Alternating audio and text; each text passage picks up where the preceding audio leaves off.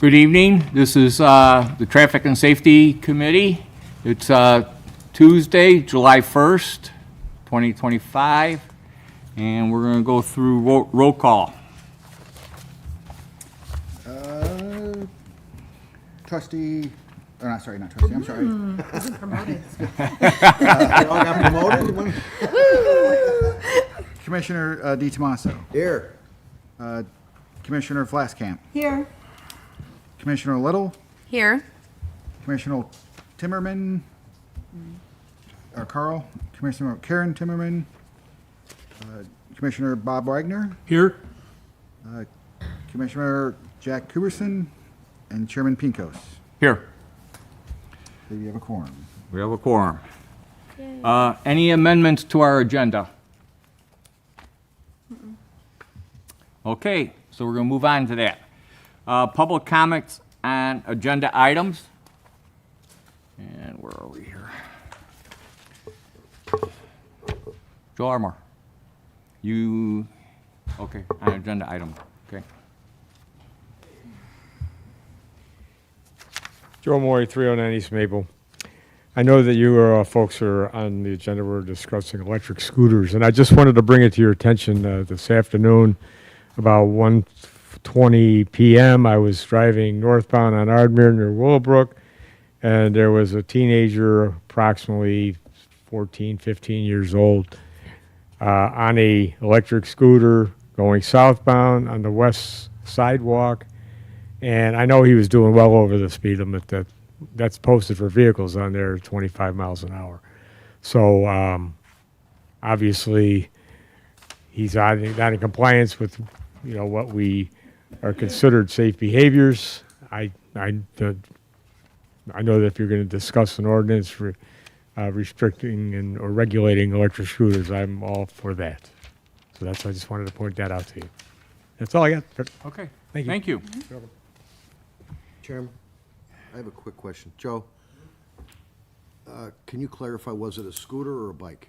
It was a scooter. It was a scooter. not a scooter. It was an electric bike. It wasn't like the little wheels. The little with the flat that they stand on? Yeah. It was not that. It was an electric bike. So it's an electric bike. Okay, cool. Thank you. Okay, any other public comments on agenda items? Because I don't have anybody else signed in. I didn't sign in because I just got here. Okay, we'll let you go ahead and talk, and then we'll ask you to sign. Regarding the parking on Wildwood, Yes, I'm just kind of confused. I don't know what the issue is and why it's taking so long to make any kind of decision about this. It's a hazard. I can't pull up to the curb with someone in my passenger seat. I have to stop in the lane of traffic so they can get out first, because there's bushes and trees, and it's gonna need to be cleared out soon. And we're only in July 1st. So by the end of July, the village is gonna have to spend more money to have it cleared out again. When switching the parking gets rid of all of that, I just don't understand what is taking so long. thank you. That's it. Could you please fill out a request to speak, though? There's right over by the corner there.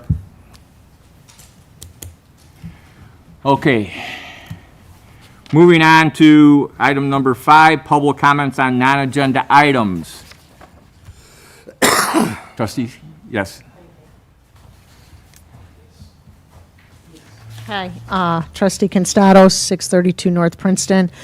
I'm coming to ask for a request. When coming down Ardmore over the bridge going southbound, the lane merges and there is a sign that advises the traffic to merge right, not left like everybody thinks, but right. I live right off of that little frontage road of Ridge in Ardmore. So when I come home, I go over the bridge, I'm in the right lane, but I'm also making a right turn off that frontage road, okay? What happens is people in the left lane start to merge over, and I can't tell you how many times I've almost gotten hit because of that. So what I'm asking is, can we please look into maybe making a right-hand turn lane? And having the traffic as it's coming over the bridge merge to the left, since everybody merges that way anyways and assumes they have the right of way when they don't. And at the bottom of the bridge, make a short right-hand turn for people to use that frontage road to turn on. Okay, so it's a southbound, It's a southbound southbound over the bridge. over the bridge, And just correct. as you're coming down. And just as you're coming to Ridge is the little frontage road on Right. the right side. Yeah, turning that right lane into a turn lane for the traffic to turn, because believe it or not, there's a lot of people that turn there, especially when the traffic is backed up from a train being stopped. Turning that into a right turn lane and having the traffic coming over the bridge merge left to continue to go straight. So that way. Want us to look it'll- at the striping pattern over there. Yes, please, because then that way it will allow the people turning right to be able to turn right, and the people in the left can proceed ahead forward. So you're not getting, what happens is when you get down to the bottom and the person wants to turn right, the person in the left doesn't realize it. Now everybody's slamming on their brakes and going into the incoming traffic to try to get around the person. And that turn is very tight. Like if somebody's already parked there waiting to turn left or right onto Ardmore, the car that wants to turn onto the frontage road kind of has to wait for the other person to move out of the way in order to make that curve because it's so small. You know what I mean? Okay. So if we could maybe look into that, that wowould be great. We definitely could look into I it, appreciate that. Thank you very much. so. Question?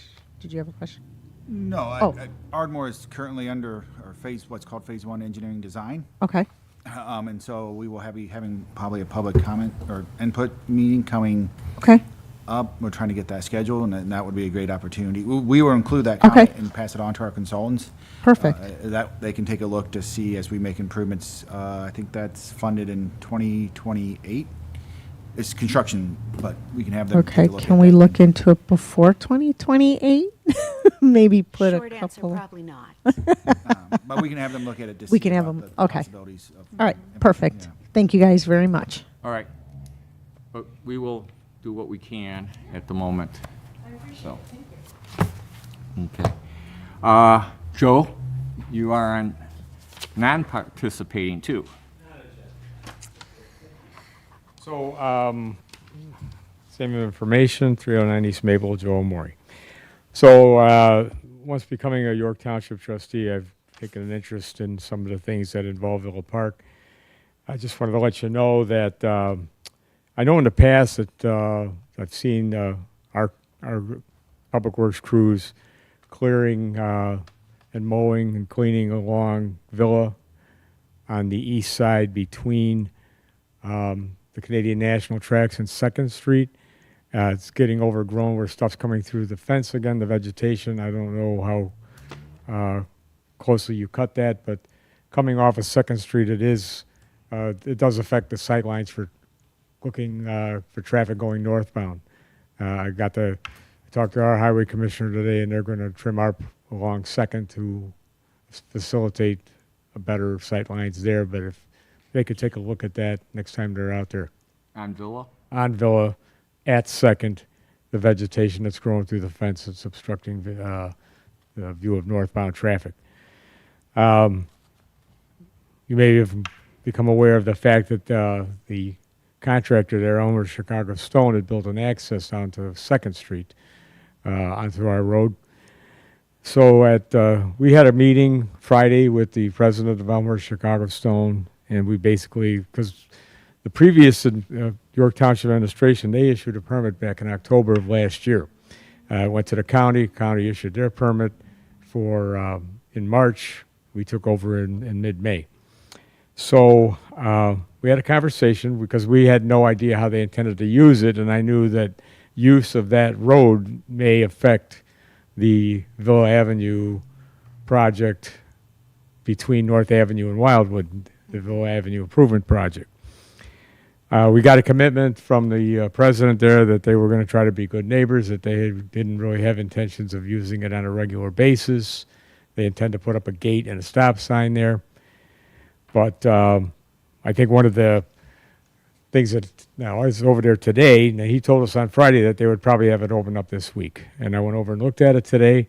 They've piled up stone on the inside and parked a big piece of equipment there. And it doesn't look like that's what they're going to be using it anytime soon.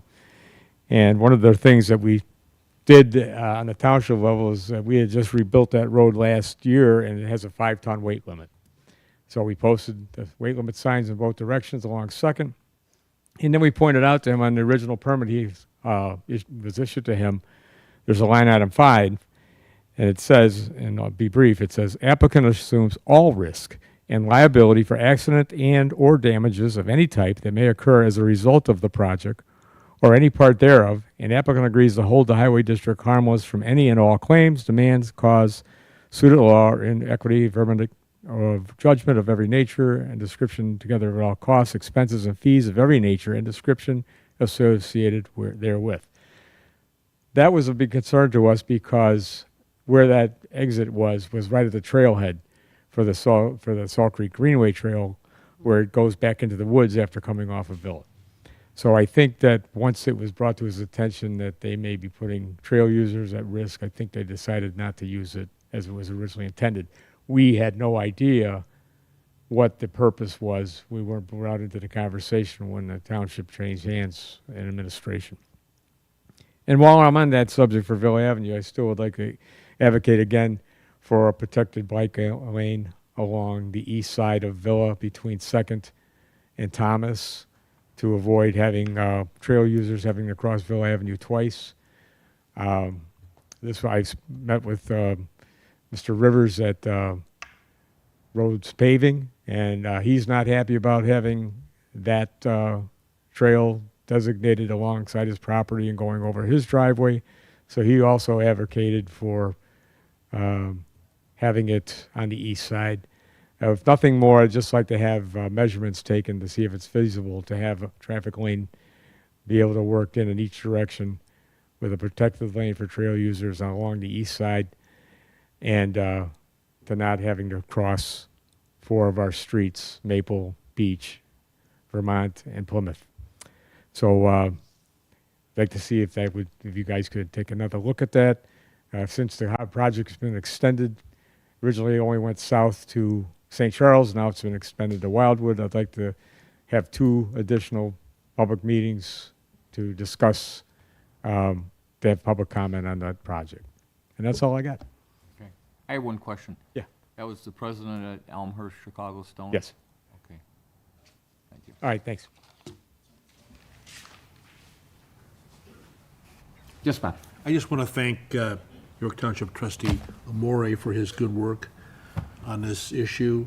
What happened under previous administration was, forgive me for saying this, an abomination, a completely unsafe situation, and I applaud the township for doing what they can to mitigate that unsafe situation where truck traffic is going to come out where a multi-use path. There are no sight lines currently. If you're coming out of that wooded area, you can't see what's around the corner. So I applaud him for, your good efforts there, Joe. Thank you. So that, I'm just thinking in my mind here, you're putting up weight limit signs on Second. They are. They are up. That street was just redone and new sewers Okay. here in 44. And then once you get out to Villa going north, that's township? That is, I'm pretty sure Villa Park is.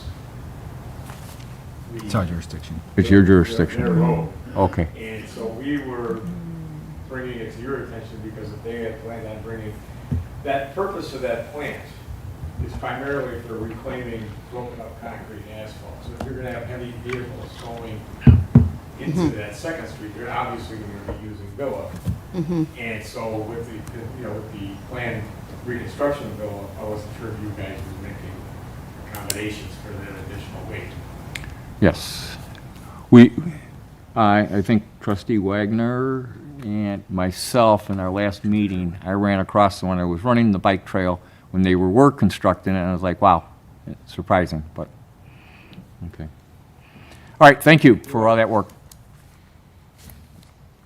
Okay, moving on to agenda number 6, report on bike, pedestrian, and transit subcommittee. Bob?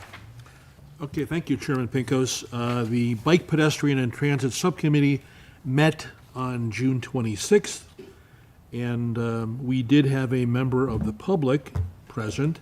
Patrice Gallagher was there, and she brought up some concerns she had with a sidewalk, a section of the sidewalk from the Great Western Trail where it transitions to Ardmore, and there's some imperfections, issues there where it makes it difficult for cyclists to transition off of the Great Western Trail. I haven't personally seen it myself, but she said that there are issues there. And then she also related an incident she had involving some e-cyclists, which caused a collision that she had. So she voiced those concerns. We did talk about, there was some brief discussion that we had about e-scooters and e-bikes. The chairperson, Alan Leishman, talked about doing a roadway crossing study that kind of was an outgrowth of a little bit of the Project Sidewalk, which is not sanctioned or approved by the village, but there's some data there. And he wanted to utilize some crash data available from IDOT to look at specific roadway crossings that might be unsafe. There was some discussion about the Ville Avenue Improvement Project, discussion about the discussion that the School District 88 Board had about Reardon and the lack of sidewalks along Reardon and how that created a safety issue for some Willowbrook students. There was some discussion about legislation in the General Assembly that had to do with the fiscal cliff with regards to, our transit agencies. And hopefully that issue will be resolved. And I know there's going to be a safety blitz, you said, on August 13th at our Villa Park Metro Station. And that's being sponsored by DePage Rail Safety Council, correct? It's a Metro safety Yeah. DRSC's participating along the Battery Lifesaver And that starts at 5:30. What's that? in the AM. In the AM, oh yeah, right. And our police and fire are going to be participating, the village staff, so we're all looking forward to it. And that concludes my report. Thank you, Bob. Yes, Joe? Could I just make, add on to something Bob said? I had our highway commissioner looking at Reardon and measuring it out between Villa and Ardmore, and there is room there to have a traffic lane in each direction and a protected trail lane. If we're right now looking to find bollards or the plastic dividers, and with the hope of some time under the comprehensive plan, when they redo Ardmore, make it a trail.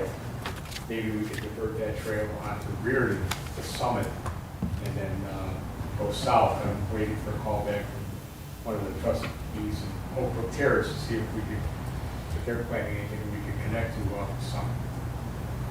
Okay, thank you. Okay, moving on to item number 7, approval of minutes. We're approving the Traffic and Safety Commission's minutes held on June 3rd, 2025. Yes, Bob? I'd like to make a motion to approve the commission's minutes from June 3rd, 2025. Do we have a second? I'll second that. All in favor, say aye. Aye. Aye. Any nays? Abstain.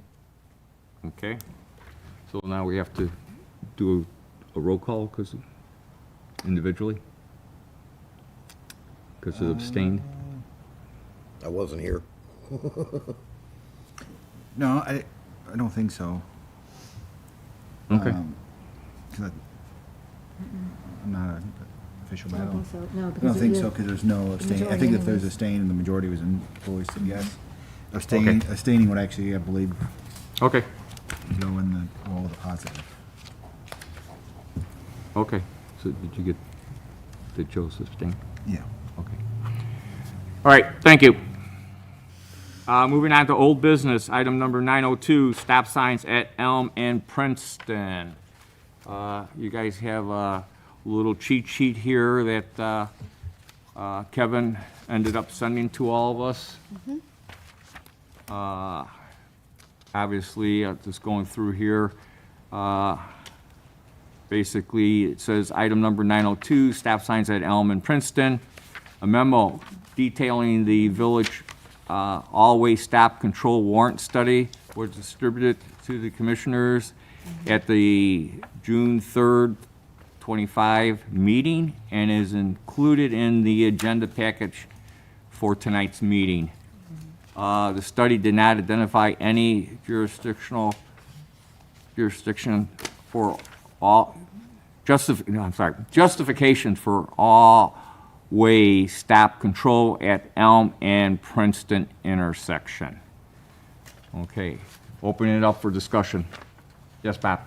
Yeah, just given the fact that there is, based upon the criteria that we look at, whether it's justified or not, it's pretty clear it's not, because on all categories,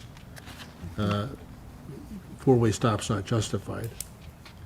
So, I think maybe, more enforcement is called for, but I guess we really don't have any justification for a four-way stop. Okay. Any other comments?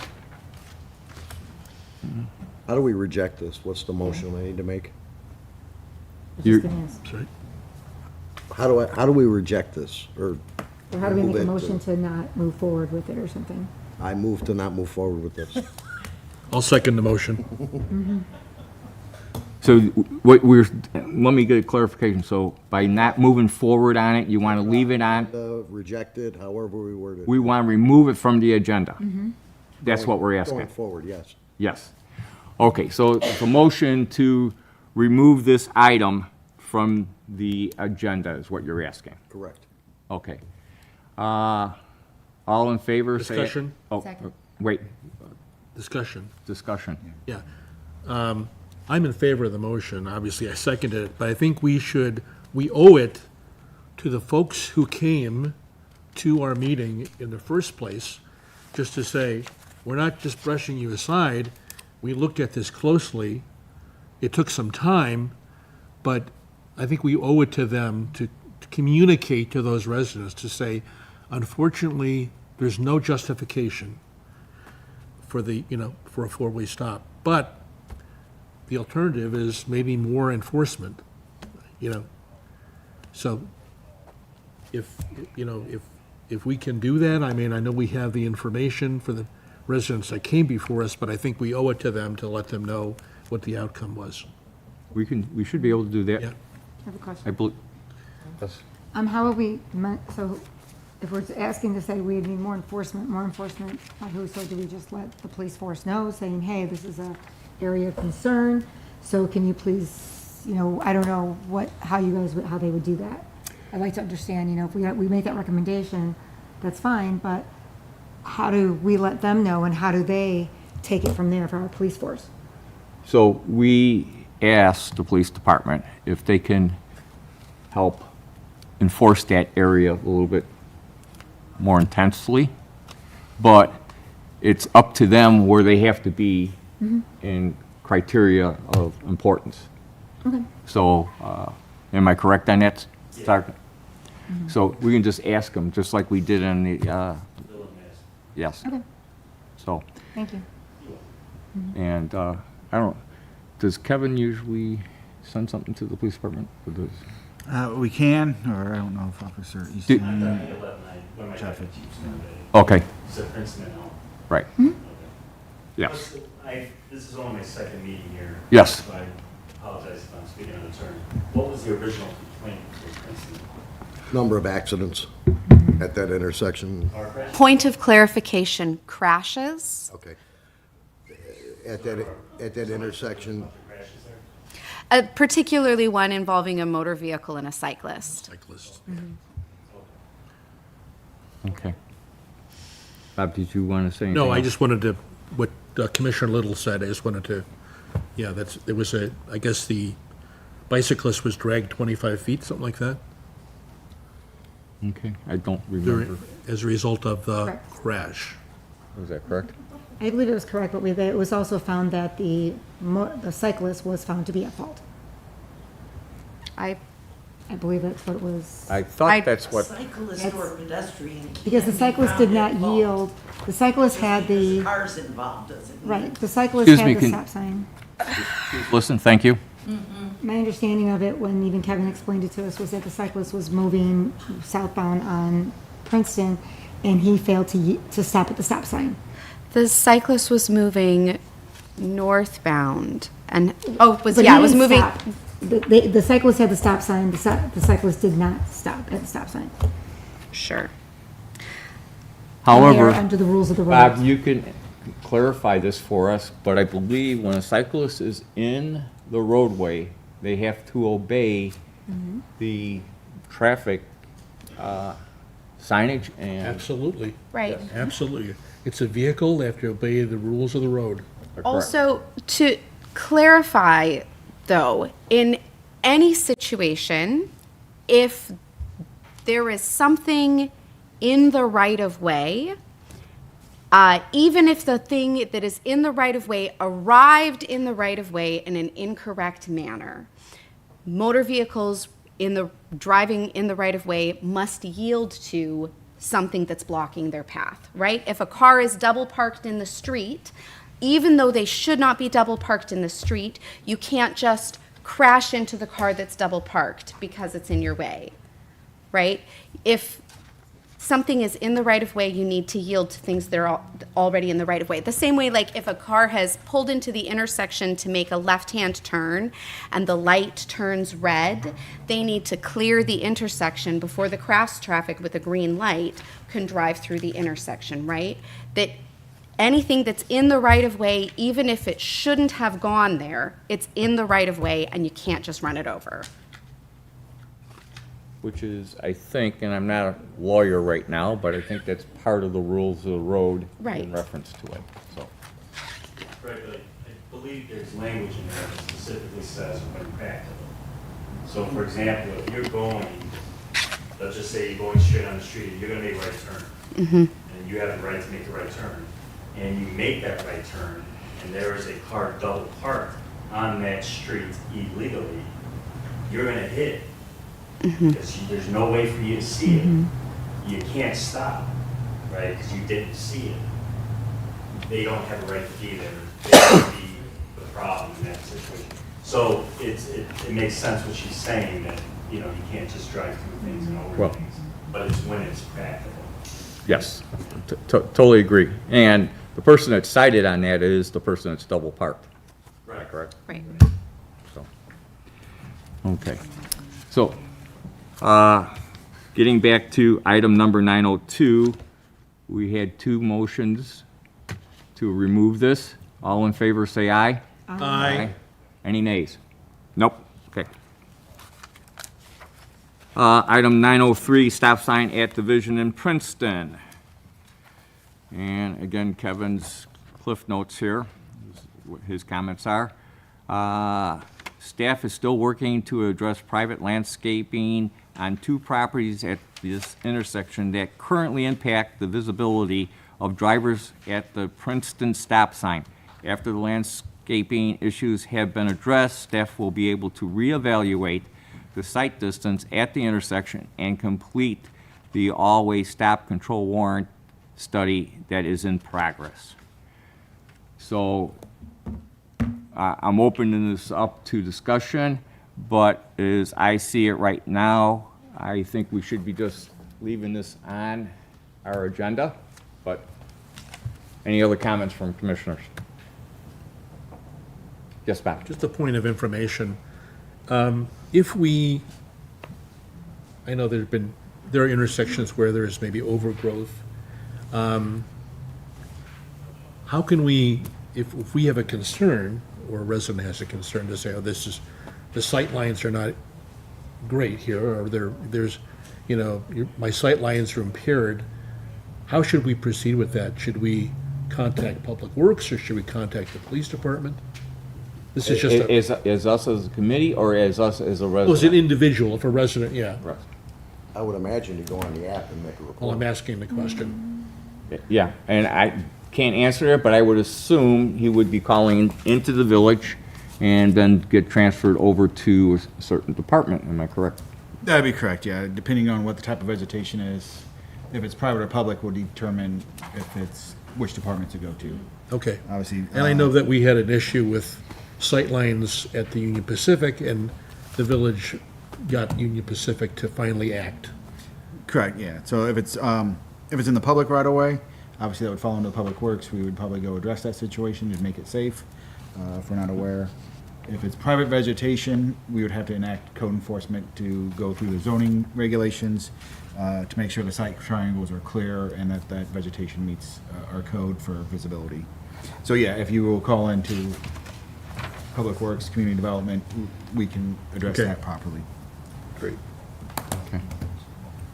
All right, yes. Sorry. So it says in here that it says that after landscaping issues have been addressed. So have the two private property owners been told they need to address it? And then how long do they have to address it? And then how long after that would staff need to reevaluate that for us to get an answer back to say if it's been addressed or not? The first one, I would have to verify if they've been notified. Typically, if they're giving a violation with landscaping, it's usually a window of time. I want to say 7 days, but I'm not in community development, to get it addressed. Then if not, it will go through the adjudication process to get that resolved. I am unaware, I'm unsure at this time where it's at in that process. I can follow up with staff and get back to you. If you could do that and just email all the commissioners, that would be great. I'd appreciate it. Thank you. I'm going to say they've been contacted, just in the wording. After the landscape issues have been addressed, staff will, I would assume that they're in act of doing something with it. Yeah, so I'd just like to know the dates and how long each one of these processes should take, or how long that they have in order for them to take care of it and for us to reevaluate, so we can have an answer back. Thank you. Okay, so at the moment, we're going to leave 903 on, stop signs at Division in Princeton. And, yes, I Bob? was just going to make a motion just to set that aside until our next meeting. Okay. And do we have a second? I second. Okay.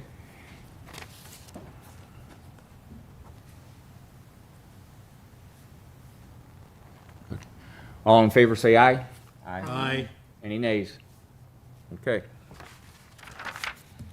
Moving on to item number 906, crosswalks at Ardmore Avenue near Lufkin Park. Again, looking at Kevin's cheat sheet here. Traffic data has been recollected and is currently being compiled and evaluated. So as I see this right now, we are still sitting in limbo to see what the information comes back, specifically on that. And maybe you can add into that. Yeah, correct. I apologize, not reading, attending. We did have the traffic counts performed all along Ardmore corridor as part of the phase one for the Ardmore projects.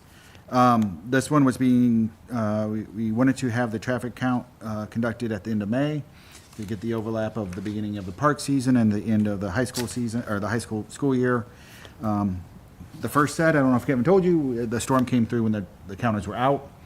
and a branch fell and covered the camera, so it kind of restricted the counting ability. So we did have it recounted, and that is being evaluated. It's a little bit more of a process when they are counting pedestrians. So that should be completed here shortly, and stated earlier, we'll be looking to have public input meeting, hopefully in August, September timeframe, to get that as evaluated once we have that back from our consultants. Okay. So, well, we're looking at August or September for a public comment meeting. What is the timeline for being able to actually build a crosswalk? Once we have this data, then we can evaluate if it meets the federal requirements, because if we put it in and it doesn't meet, when we get that federal funding, IDOT will make us remove all of those items. So we were following up with the consultants to try to get a better idea where they stand with the design, as it's been about 6 months. So they should be having, survey's been taking a very long time, as they are wrapping up the topographical survey of the Ardmore corridor. I didn't understand your answer in that you said there's federal requirements about being allowed to build a crosswalk? Correct. So if this is requiring federal funding, so we have to follow the IDOT regulations and requirements. Anything that's in these right-of-ways that don't meet those requirements, the moment those go out to plan, IDOT will make them remove. So that's why we want to make sure that it meets all the requirements, so that when it goes in, it can stay in. My understanding was that we were trying, as this commission, Traffic and Safety, was trying to put in an interim project so that we could have a crosswalk for the use of our residents until the Ardmore Avenue project is because that's not going to be built at all until 2028 is the date that you were given for actually starting construction? No, there's 3 components in 3 different timeframes for the different segments. What I'm trying to state is the intention was to have the engineers do a full evaluation and study to make sure it meets the warrants for a crosswalk. Because if it doesn't meet the warrants, if we put one in, it would be removed as part of those projects, because IDOT would not allow that to be in that segment, because it's a federal aid segment, and we're getting federal aid for that, so it has to meet the federal regulations. That was the intent of using the engineering status and study. Okay. To make sure that it meets all those requirements, and if they do, we then can put it in the interim and not be at risk of having one put in and then remove and try to explain later why it could not be in. So the process required the traffic counts, which was Okay. completed. Obviously, we had to recollect this location just because of the storm knocked out the camera. And essentially, we had to recount since it didn't have good data. And then they were completing the topographical study, or survey, I'm sorry, not study, survey, to compile that. We're checking the status to see where we're at so that we can get an answer.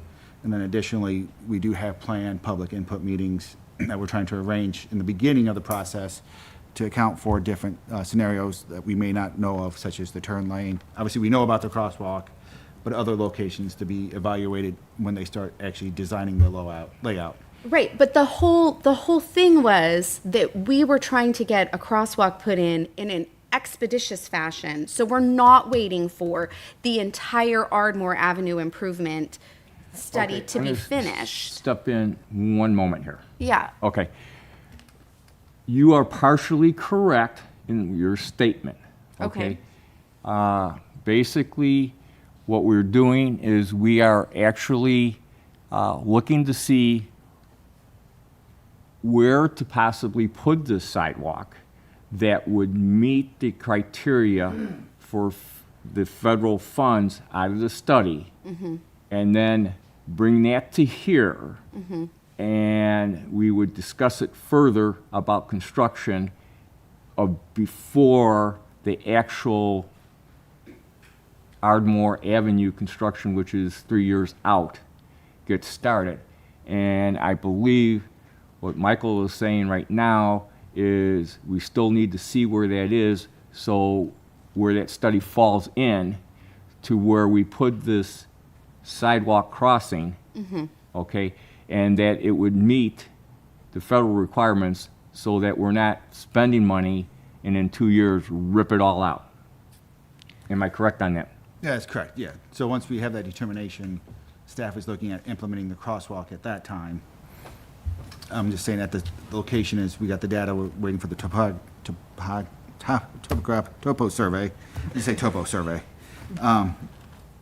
to determine that. So the intent's not to build the crosswalk at the time of the construction if it meets the warrants. Once we have that determination, then staff is looking to construct that crosswalk. We just want to Okay. make sure that it meets the warrants so that it doesn't have to get removed when the construction occurs later. Okay, so I understand we gotta follow the rules and we gotta do the federal requirements. And I hear you say what we're doing now is we've collected some data and we gotta do the topo study and that's the next step. And then we've gotta do public comment meetings on the whole Ardmore Avenue corridor before, because the whole goal was to be able to put something in sooner rather than later, so that for the next 3 years, the kids who will be kindergartners when we're actually doing the Ardmore Avenue improvement study will be safe for the next 3 years. No, so what it would be is hopefully we'd have an answer of where it kind of lands when we go actually get the public input, so that input can also be taken on the location and the design, if it meets the warrants at the same time, and then it could be constructed shortly after. Okay. I have a All question. right, thank you. I just feel, Vicky? So what happens if it doesn't meet the qualifications? then a crosswalk would not be there because of liability issues. Okay, thank you. Joe? 2 questions. If everything goes according to plan, when can we potentially expect a crosswalk? I think there's a possibility for the fall, pending evaluation of our consulting engineers. Okay. Second question is whether we do that or not, is there anything else we can do to alert traffic in the area of people and children crossing on a relatively frequent basis? I believe there's, let me evaluate, I'd have to review, but I believe there's some signs up indicating that there is a park entrance.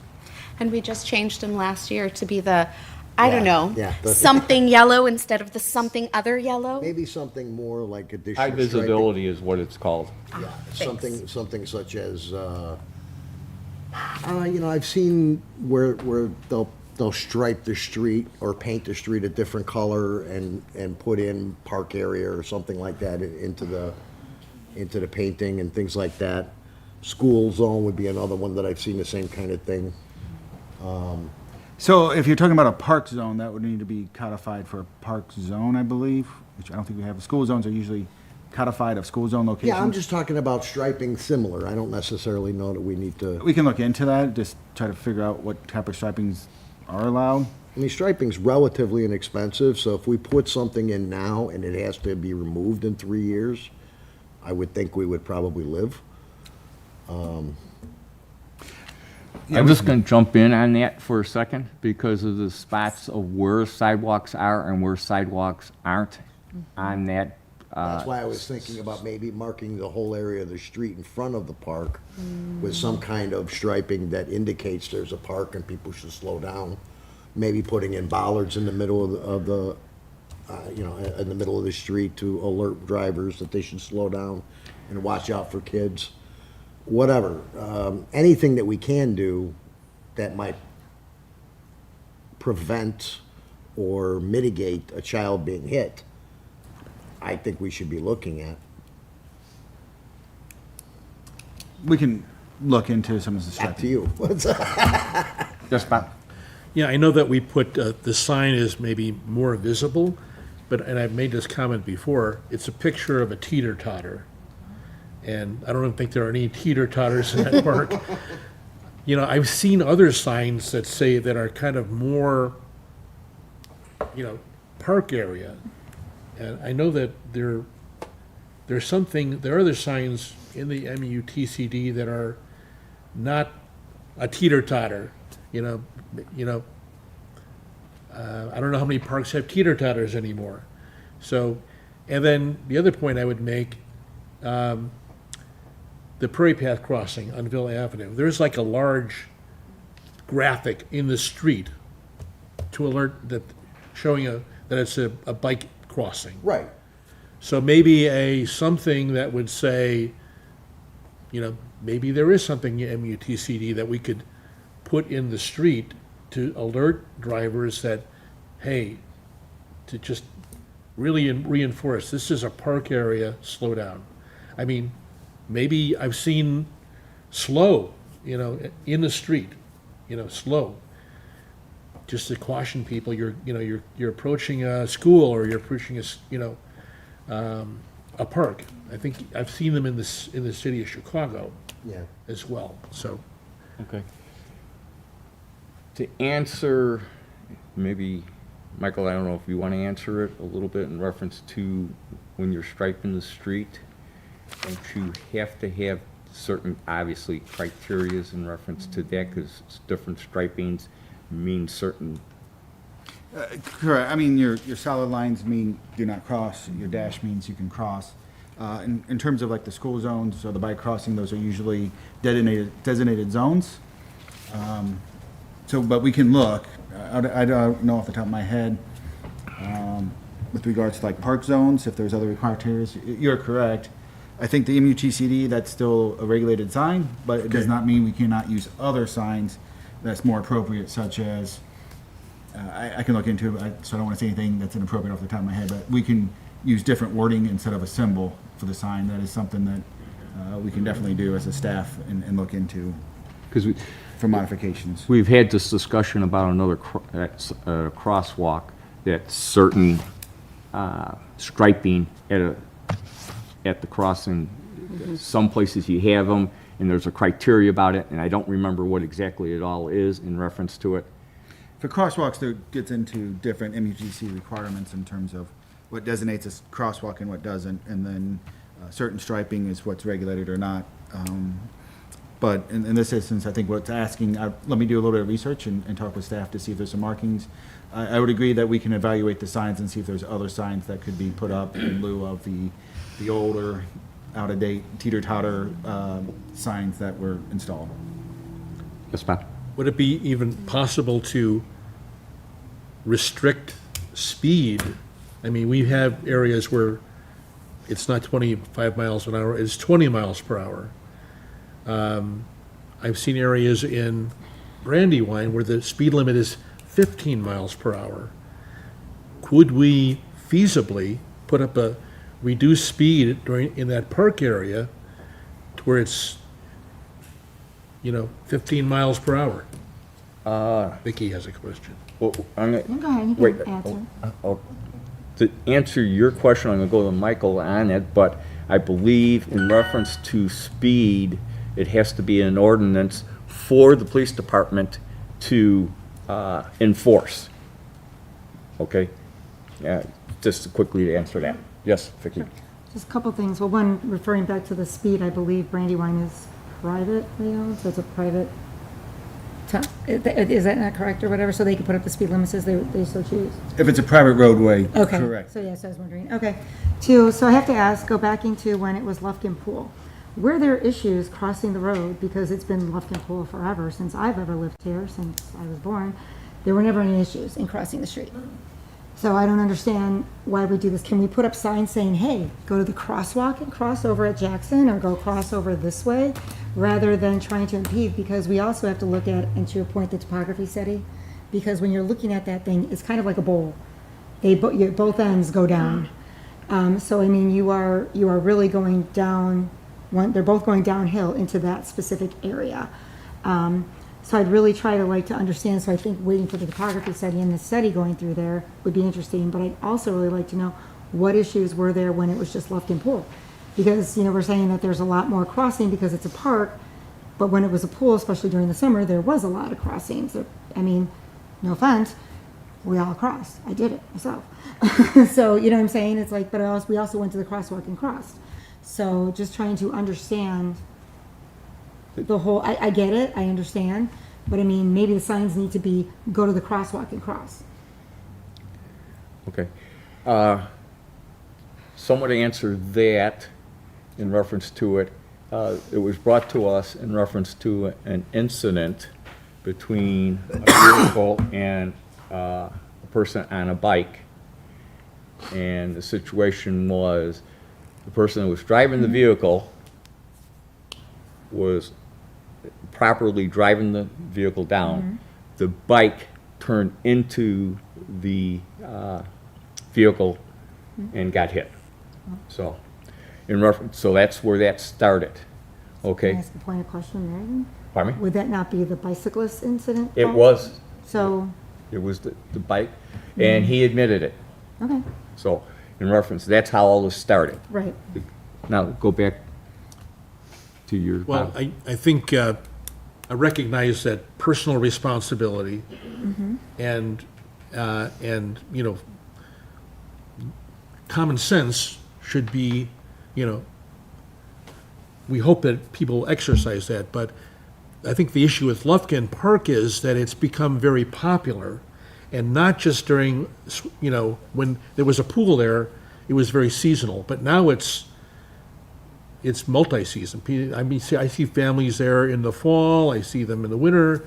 It's a popular park, and more people are using it. So, yes, we want people to exercise personal responsibility and common sense, but if we can make it safer, a safe crossing for them, families that are going to the park, I think we should do everything that we can, as Commissioner Little has said.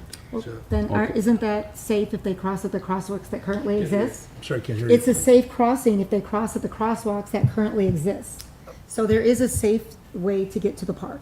While They're that's choosing not to go that route. okay, so while that's true, we acknowledge that humans will behave in the way that humans behave, including people coming down a hill in a motor vehicle are going to speed up going down a hill, and people who are given the option to walk 2 blocks out of their way, up a hill, cross the street again, cross the street a third time and come back down the hill, or just cut across the street even though there's not a crosswalk, they will just cross the street. And that's their responsibility, because my other concern is what happens when it's snow, when we have tons and tons of snow. Now you're gonna start to get the buildups on the side of the sidewalks, and from all the snow that goes onto the sides, now you're gonna impair visibility, especially, again, due to the topography. So there is challenges with that topography. We've all experienced it if we've gone down that road. So I think to Mike's point that we need to really wait for the topo survey to come back and sit there and see what we can and cannot do, and based on what it is, because it may not meet the standards just due to the topography and the challenges that it may come up against. And then the other challenges that are there is, right now, there is no sidewalks going across those spots. And I believe, and I might be wrong, but I believe on the east side over there is no public sidewalk. Going east-west North-south. along. Yeah, There's Yes, there's north-south sidewalks on There's both north-south, sides of the okay. streets, but There there was something isn't- about- there isn't east-west. There aren't east-west sidewalks Okay. on Van Buren. So, get back to the point, to wherever we're gonna create a crossing, we're gonna need to create sidewalks / ADA ramps in order to handle this and meet. And that's why we're waiting for the survey to find out where this is gonna happen and end up doing it. You just can't If it's put not- striping for a crosswalk when there's no walk going to that street. in Which reference is to- part of why I brought up the idea of striping or painting a large area in front of the park. You've also got kids getting out of cars that are parked on the street. You've got kids that are crossing all over, and I've watched this, and it's not even just kids. I've seen adults doing it with kids, groups. I mean, everything. There's no. It's a fantasy to think that they're going to go down to the crosswalk. So. I understand the thinking, and I agree, but it's a fantasy that that's not going to really happen. So what we've asked Engineering and Public Works Yeah. to look into. Right. To see if there's any proper striping that possibly could go there, or some improved signage that could go there without making this a large. Yeah. But I find the answer, we'll plan to build something, if we can build something, we'll plan to build something in the fall is reasonably tolerable. I don't want to wait till 2028, but if we can build something in the fall, that seems like a tolerable answer. I think that's what the answer was. Sorry. Yeah, I think that's what the answer was, is as soon as we can see this and be able to build this, and the village does have the funding to budget and do this work, then we can go forward. We just can't sit there and say that's gonna happen. Yes, sir. Yes? I just want to, you guys ever consider rumble strips? That's a good idea. What do you say? Rumble strips. Rumble strips. That's a great I know idea. there's guidelines associated with them. Right. But if you put them north and south of the park area, it at least alert drivers to pay more attention. 'cause Yeah, they're that's a loud. great idea. And yeah, residents maybe even hear that, you have to consider that too, especially if the traffic's going faster. But for normal drivers driving under 35, 40 miles an hour, it'll alert them to pay more attention to what they're doing. Yeah, it's a great idea. The only thing I'm thinking about is, I know on expressways and like you said, at 40 and up, for sure, they're very loud. So I don't know People how are that's. driving 40 on Ardmore, they should go to jail. I mean, I didn't say that. I just said, I do know at 40 and above, they're loud. And then we would have a problem with the residents. I don't know in reference to 25 miles an hour, because that, I believe, is the speed limit through that location. it is. I would just say, since Joe tells me I live in a fantasy world, shouldn't expect people to go to a crosswalk. I think we need to really wait for all of our answers. And Yes. then wait for that and determine, we can't really decide anything until we have those answers, because if it comes back that they say, no, we really can't do it, we can't do it. And just clarification, I just wanted to make sure that was clear. I just didn't want to put anything in and then Right, no, that's fine. explain You to don't wanna tear it residents up. why we took We it don't wanna out waste money. because of Right. federal funding. That's where we were. And point of clarification for Bob is correct. Jay is correct. An ordinance would have to be enacted to reduce the speed limit. I believe the speed limit can only go down to 20 miles an hour on actual roadways. Like 15s could be private or alleys, but roadways can only go down to a minimum of 20. So that would be the lowest, absolute lowest that we could do. That is a possibility, but that would require an ordinance to go into the books. But we can look into those. I know a lot of the rumble strips now is also striping and not actually grooves in the roadway, so it doesn't really damage the road. They use thermoplastic built up in some locations. It will only last so long, but that is a possibility we could also look at. We will explore those and get a better time frame of where the engineers are at before the next meeting for you guys. Mike, I have another question. So when they're doing this study and they're getting back these answers, are they also taking into consideration that, you know, the traffic that's on there as well, i.e. going into Willowbrook? Because that gets all the way backed up to Jackson as well. So, you know, that's, could be challenging. Correct. They will be exploring. Similar, we took traffic counts up and down the whole corridor, but then we came back into the Lufkin at the later date to see that interaction.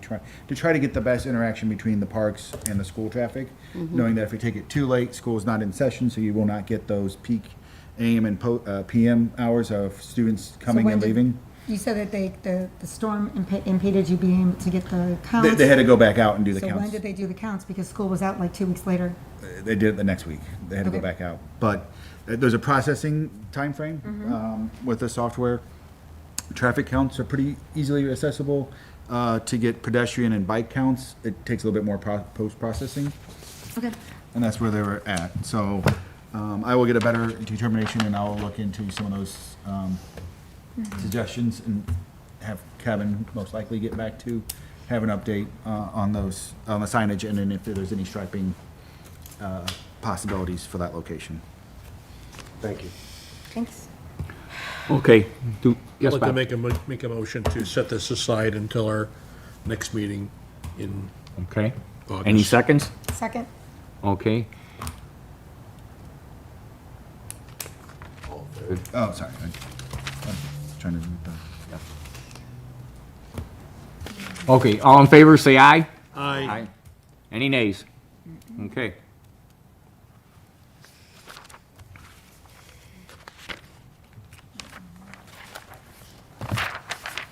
Okay.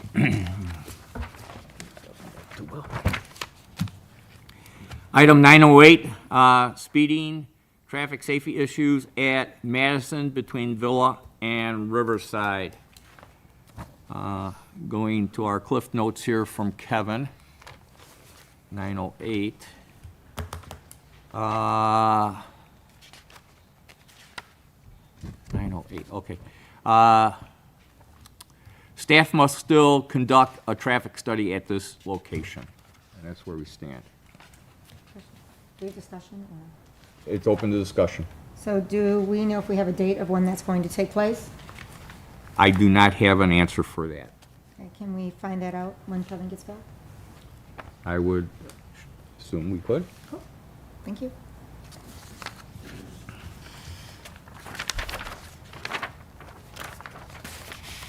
What is this? 908.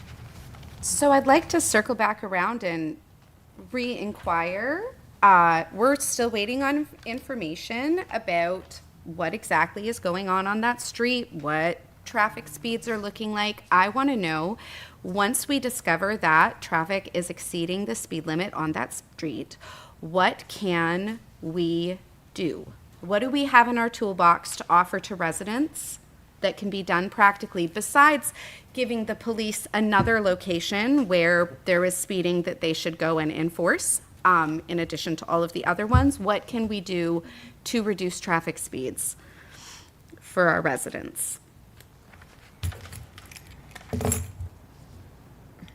Open to discussion.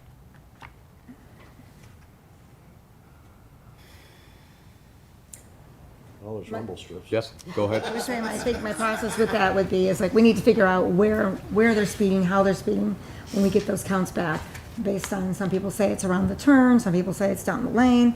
So I think once we get the data back, we're not gonna be able to make any decisions, but not sure what is in our toolbox, because we'd have to really decide, I mean, we would have to ask, what's possible on the street? What would fit? Can a turnabout be put there? Can this? What is the size? What is that? So that we first have to decide, is my understanding from what Kevin was saying before. If I'm wrong, I don't know, but he would know better. But my understanding is that we really can't say anything, so we actually have to. And it may come back that there's no justification for it. No justification for what, though? We haven't talked about anything that we could possibly do. I mean, even if there was a stop sign in between. I don't think that there's a discussion about a stop sign at all, and stop signs are also not warranted as speed controls. So the question remains, what kinds of projects are we as a village allowed to implement on local streets to reduce traffic speeds? If residents complain that cars are speeding on their street, what are we able to do once we discover that that is true? Well, we would have to ask engineering and public works to come back with an answer for us on that, because we do not have that at the moment. Cool. So I think that maybe that should be occurring committently while we're also waiting on the traffic data, because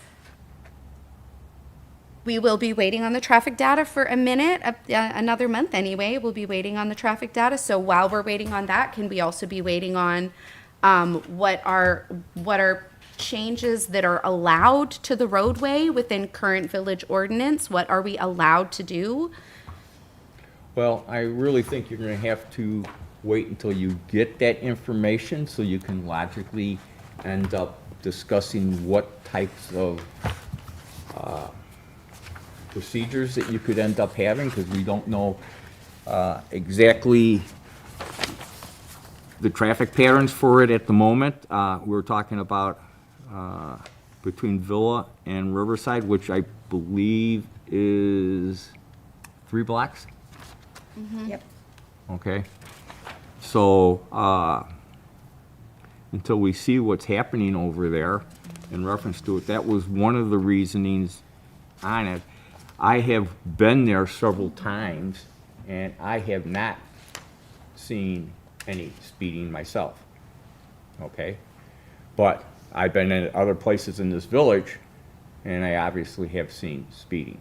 And the next thing is I often question what people think speeding is in reference to it, because many years back, we had a situation, and I don't even think Michael was here, we had a complaint about snowplows speeding down the street, because the reasoning is the sparks that were flying from the snowplow blade and the pavement. And it was really big and everything else. Outcome is they did check the speeds unknowingly to the drivers, and they were all going about 25, 30 miles an hour. Which 30 is speeding on local streets. That may be, okay. However, my point is, it's also an emergency situation to get the roads cleared so that you can drive safely on it with the guys that are sitting there going around and around for possibly 24 hours to 48 hours and even 72 hours. So. All right, so I'd like to suggest that the other commissioners take a look at the traffic calming toolkit and see if there are things in there that they like in advance of our next meeting. For maybe wider implementation, I know this is specifically in reference to it for Euclid Avenue, but we could certainly look at other traffic calming measures that we could implement on other streets. If the data comes back supporting that cars are traveling over the posted speed limit of 25 miles per hour on the other streets that have been presented as a concern. So I have a question. Go ahead, Joe. To Commissioner Little's point, or what I think is her point, in a larger sense, is that when we get a report like this, yes, I know we need to do studies and figure it out, but really, what are our options to deal with a problem like this, regardless of what street it is, or whatever? I mean, what options do we have? Short of saying, hey, police, can you try and write more tickets? What else is there to do? Can we do something like some kind of temporary speed camera that maybe can send an ordinance ticket to the driver of the vehicle? Or, yeah, I mean, I don't know. Whatever maybe we could do when we're alerted to a problem on a particular street and we want to deal with it. Maybe not on a permanent level, because as Commissioner Little said, we can't put stop signs up just for speed. So what options are available to us? Although now we have rumble strips, I like that, but. So the toolkit says, use of all traffic calming measures in the toolkit may be reviewed by any and all of the city's operating departments, and these departments have the authority to approve or reject their implementation at any particular location, regardless of whether the criteria for their use is achieved. Once implemented, all measures should be evaluated for effectiveness. Right? So, like, it makes sense to me to take a look through our handy list of traffic calming measures and understand them and maybe come prepared to talk about implementing some of them. Well, this is the first I've seen this. Yeah, I know, but it's, you know. It wasn't sent to me. So It it's the was, first I've it seen was in you remember we had a presentation from, the lady from. Kathleen no, Gargano. From Kathleen, the Chicago. CMAP. Oh, CMAP, okay. Stuff. Yeah. This is all, this has been published and available for. Well, regardless of Anyway. that point, I was actually referring more to staff to see if there's things that we can maybe investigate that we can implement when we have a particular location that maybe is becoming a problem or is a problem to try and curb it.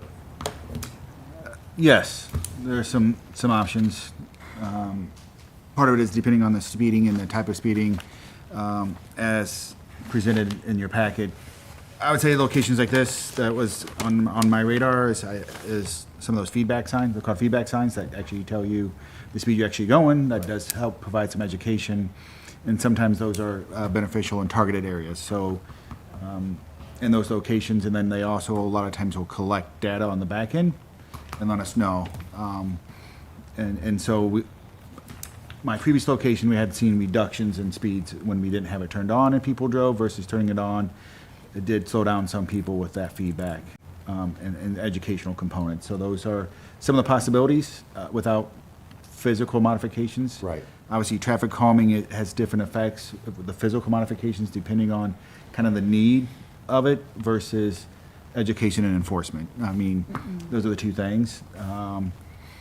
That would probably be for more residential neighborhood because obviously modifications are costly and as you can see, timely. It takes a lot of time to get some of those completed.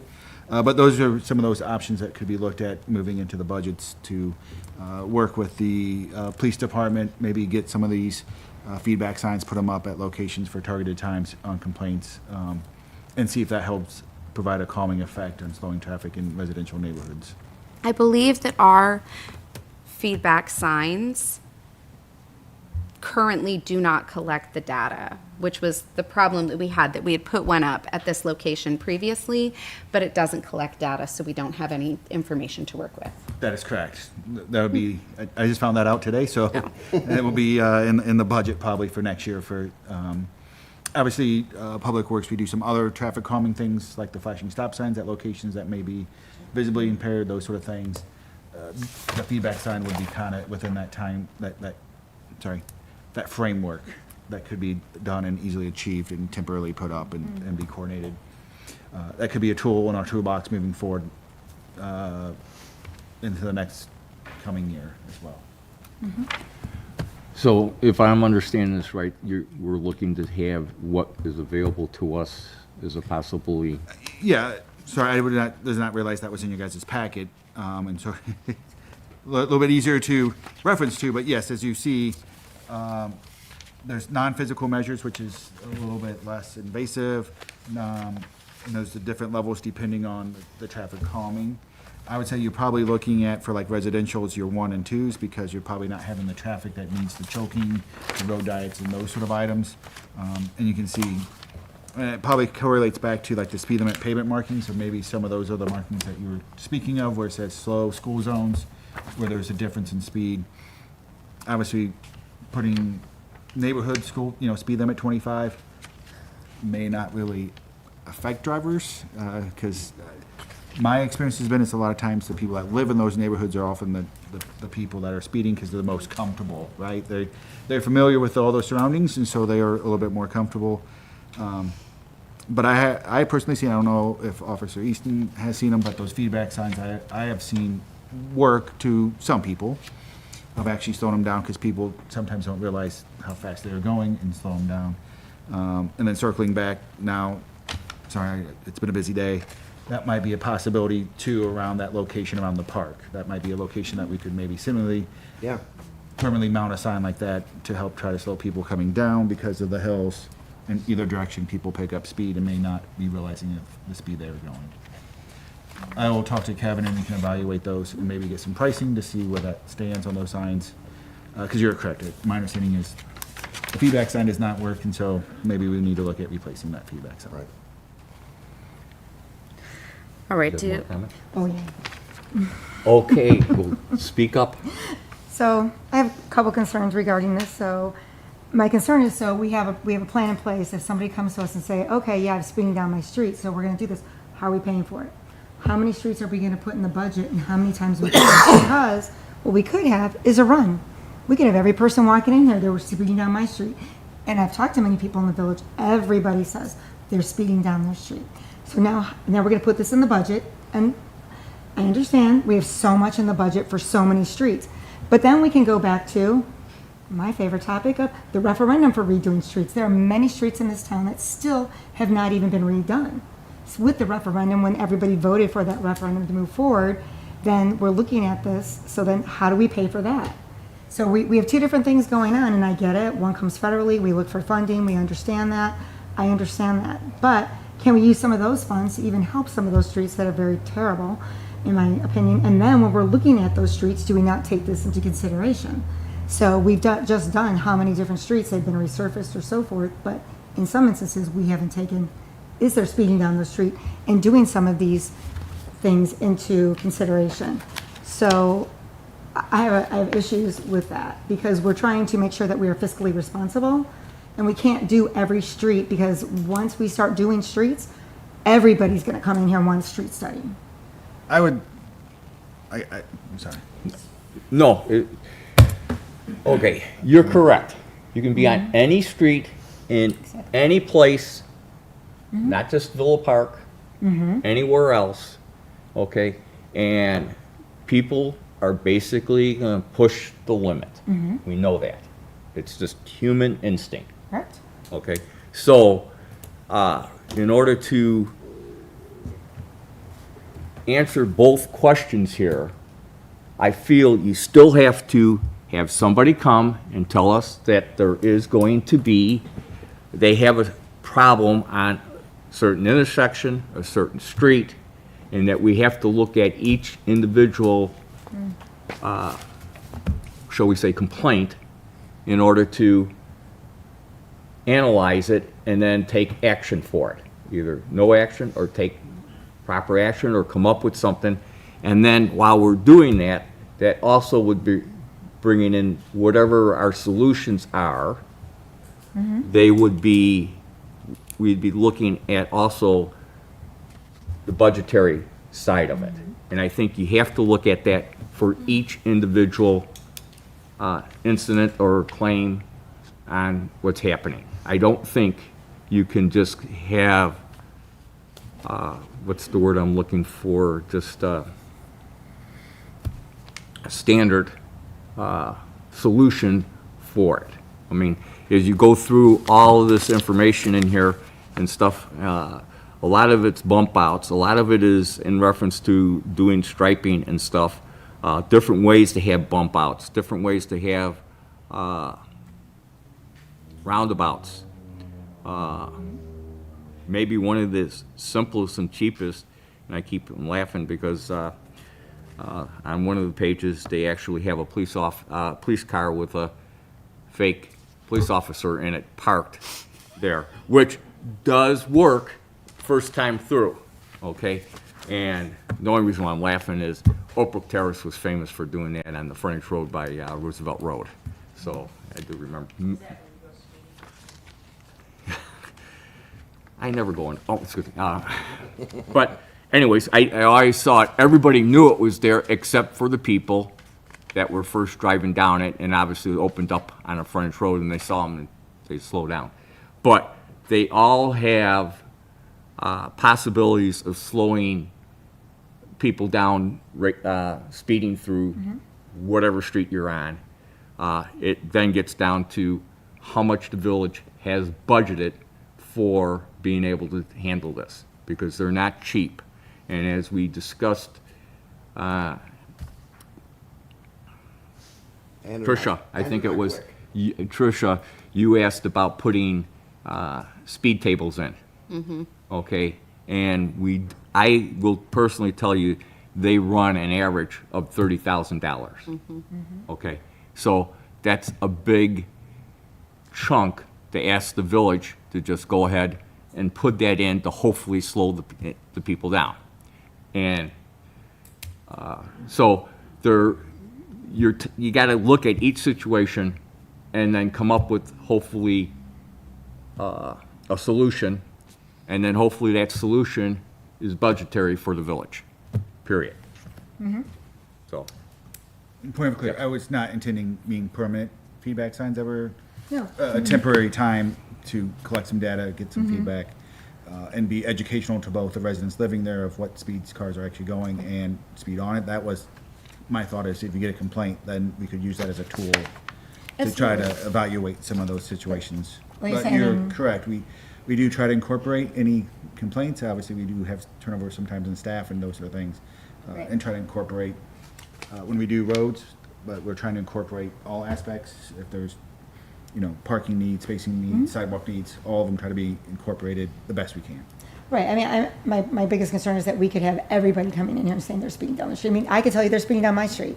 They're speeding down Highland, they're speeding down Oakland. I see people speeding down Villa, especially because when people turn off of, I'm right off of Highland, and they come off of 83 because they want to cut over to Villa, they speed right down Highland to get to Villa, and then Villa down to Roosevelt. So it like I said, anybody can sit there and come in and say that, yes, they're speeding down the street. I I get it. So, and I'm just saying that I don't think we can address every single issue by any means. So, I would say I concur, and a lot, as Chairman Pincos has stated, a lot of times, a lot of them are still temporary. They will be effective for so long, and And then then it's- they don't be back. So I was just thinking of out of the tools, that might be a tool that we can reestablish in our community. As if we get a complaint, we can maybe put up some feedback signs and take them down, and have the budget for a few and not a budget for all. But if there's permanent locations, or if there's concerns and the crosswalk does not occur, that could be maybe a solution at Lufkin to slow people coming down the hill, to provide some awareness. Those are some of the items that I was kind of referring to. Great, thank you. And I'm just going to quickly drop back to, as an example for Ardmore and Lufkin, if we end up putting some type of device or procedure over there, may limit us to be able to do something else a little bit further down the line in reference to it. And I'm just thinking striping in reference to, then if you get a crosswalk going in there, then striping has to be possibly removed so that you can have the crosswalk going in there. Which, yeah, I mean, a lot of things compound the situation. It's just not always a simple solution is where I'm really coming from. And unfortunately, our police department can't be in every spot in reference to speeding, in reference to it. They got more important things to be doing out there too, in reference to it, but, so, I think you have to look at it that way. So we're gonna get back to, the situation on 908. Are you looking for a motion to wait for the study back, take it back? Yes, I motion that we wait. Table this Yeah, until the table next- it, yeah. I'll second that motion. okay. All in favor, say aye. Aye. Any nays? Okay. Reverse parking on Wildwood from south to north, Illinois to Euclid. Commissioner Pinkos. Yes. I know that you've walked the area. I walked Wildwood from Illinois to Euclid, and I know other commissioners have as well. And today I had an interesting conversation with Jim Schiller at 50 South Charles, and made some interesting points to me that, that's, right there is the Great Western Trail, and there are kind of impromptu exits, kids come off the trail. Yes. Some people call them goat trails, some people call them different things. And that is also a consideration when there's cars parked there. There may be people coming off the trail. And I think we've all asked ourselves, well, how did this happen? And I think, why did the parking get changed? And I think we've all come to the conclusion that maybe it was because of More Brewing when they were having events there. It doesn't happen anymore. So I've kind of had a change of, no one's, when I talked to the residents, the 4 or 5 residents I talked to, they thought, well, it happens on the, where there's more people there on the weekend, and when I back out of my driveway, it may be an inconvenience. So I'd like to make a motion to go ahead and reverse it back to where it was, to put the parking on the north side I'll second. of Wait, Wildwood. before we go any further, okay? Hold on to that, because I want you to have that thought. I want to know if any other commissioners have any comments. No, I don't. I think we should reverse it moving forward, so I would definitely second Bob's motion. Okay. I think that it doesn't really make sense to change village ordinance to adjust the parking around there right now, while it doesn't. I did it for More Brewing. Excuse me, but you won't excuse do me, it- excuse No, me, I'm excuse me. gonna speak. No, you're not, ma'am. You did it for More Ma'am. Brewing, but you won't do it Ma'am. for the citizens. Ma'am, that is not and we did not do it. Excuse me. Thank you. Okay. If we're not addressing the entire length, all the way down to the community center, it doesn't make sense. It doesn't make sense in advance of them doing the temporary traffic changes for the Union development. I think this is.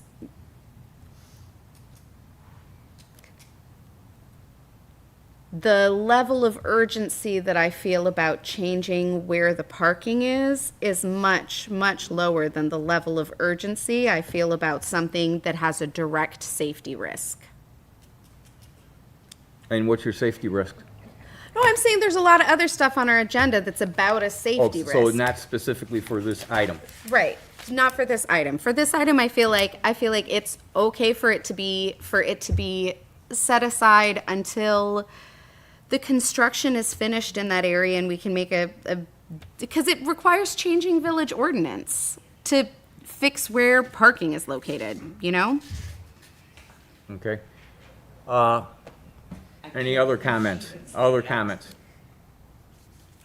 Vicki, I know you got a comment. I'm just saying, like, I don't know if it's, with that, because there's two separate ordinances. I understand the safety risk and other things, but it's like, this is something that is separate from any other safety ordinance or anything like this. It's not going to be something that's going to impact some of the other items that are on our agenda. Obviously, we haven't gotten to the second one where we have parking on Wildwood east of Euclid Villa Avenue, because they don't have any updates at that time. But this, we do have the information, and per Bob's information now, I do agree, because some kids do pull off of the trail, and they do have possibility hear of what you hitting said. there. I said, to your point, the kids come off the trail, Right. and they do, then if there's parking there, and so they could possibly impede them. So, especially with a lot of the foliage that goes on, so forth. So I don't see why we wouldn't move forward with this in reference to holding it back by something else that really doesn't relate, it's not related to the item. I understand that we have some other issues that have safety issues. This is something that we can actually take care of for our residents that we have, and obviously, we don't seem to have any complete opposition to it, so. So, Okay, anybody else have anything to say? All right, now you may, well, I made the motion that Motion. we should change it from the south side to the north side. change the ordinance.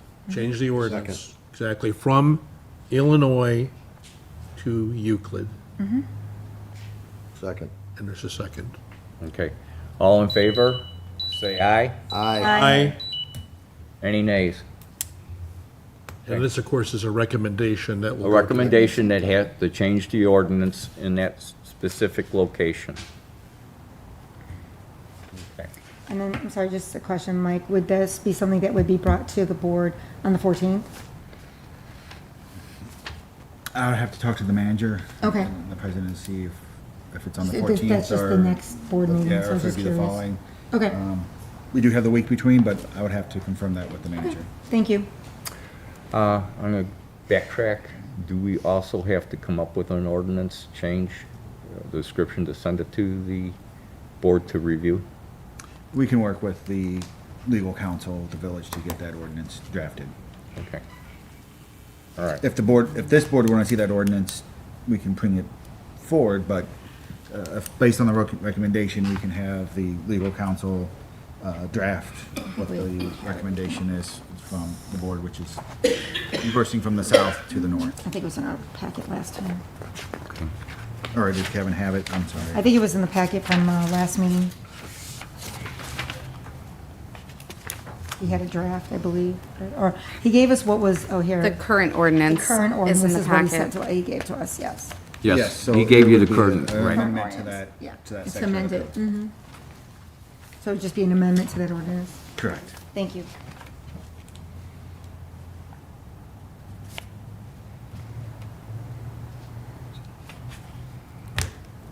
Okay. Will we be ending up putting signs up there then? I believe we'd have to, there's a 10-day period usually if an ordinance is passed, and then the signage would get reversed. We would have to remove the no parking on the north side and probably relocate that to the south side to allow the parking to be on the north side. Okay. That comes after typically, I think, an ordinance is passed and then there's a 10-day period before that ordinance can be enacted. Okay. And that we, at that time, would make the change in signage. Okay. What was the other thing? Kevin's comments on this item, trimming of the brush and the foliage on the south side of Wildwood is, in this corridor, is pending. And I believe they have not got out there, well, they have it on their agenda to get out there to clear it.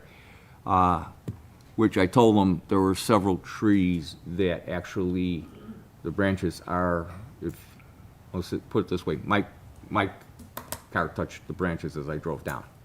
So they need to have that still cleared off, even though we changed this around. So.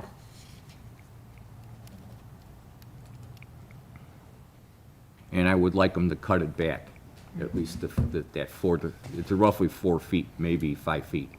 Okay, just for visibility in reference to it. Yeah, I believe, I will talk to our crews and then also our grounds crews, and make sure. I think we typically clear it back to the right-of-way, which is like 4 to 5 feet. It might be actually further, but I will verify that. It's right in that, it didn't go much further than that, because I think it then starts to affect whoever controls the prairie path, which I The believe county- is to county Page has County it, so- Highway. So, okay. Moving on to item number 910, traffic and parking on Wildwood, east of Euclid to Villa Avenue. Update from Kevin on this item, as we have. Staff has no updates to, we're on the right one? Yeah. Staff has no updates to provide on this item at this time. So regarding this one, is there discussion? I'm open to discussion right now, but I just said Bob can speak. So I drove the area few times, and I noticed as you pass Euclid, as you're heading eastbound, speed limit drops to 20 miles per hour on Wildwood. And there's that area where you make that, right-hand turn. There's a sign that says compact cars only, but there's no striping there. I think putting some striping in there, because I believe we allow diagonal parking there, I think striping in the area would improve things. Yeah, okay, I'm gonna go back to Mike, and maybe I have this wrong, but the development that's on that corner there, So is that some- called the Union Development? Correct. Okay, all right, and I'm going to quickly jump a little bit, because I think I'll wait until we get to item number 12, which might answer some of your statements there. Yeah, that's true. To provide some clarification, I believe some of this has to do with, there used to be parking in the right-of-way that was on the north side of Wildwood, and so parking was allowed there, and that was removed as part of the improvements to the VPRC. Then secondly, yes, the planned union would take out all that development. I believe Wildwood south side from Illinois Avenue to the west side of Myrtle, it gets a little complicated in that area, because I know changes have been made back and forth. And so I think, the intent, I don't remember if parking was still allowed. I'd have to research that a little bit further, Bob. But some of this is, parking was removed from the south side of Wildwood and moved to the north side.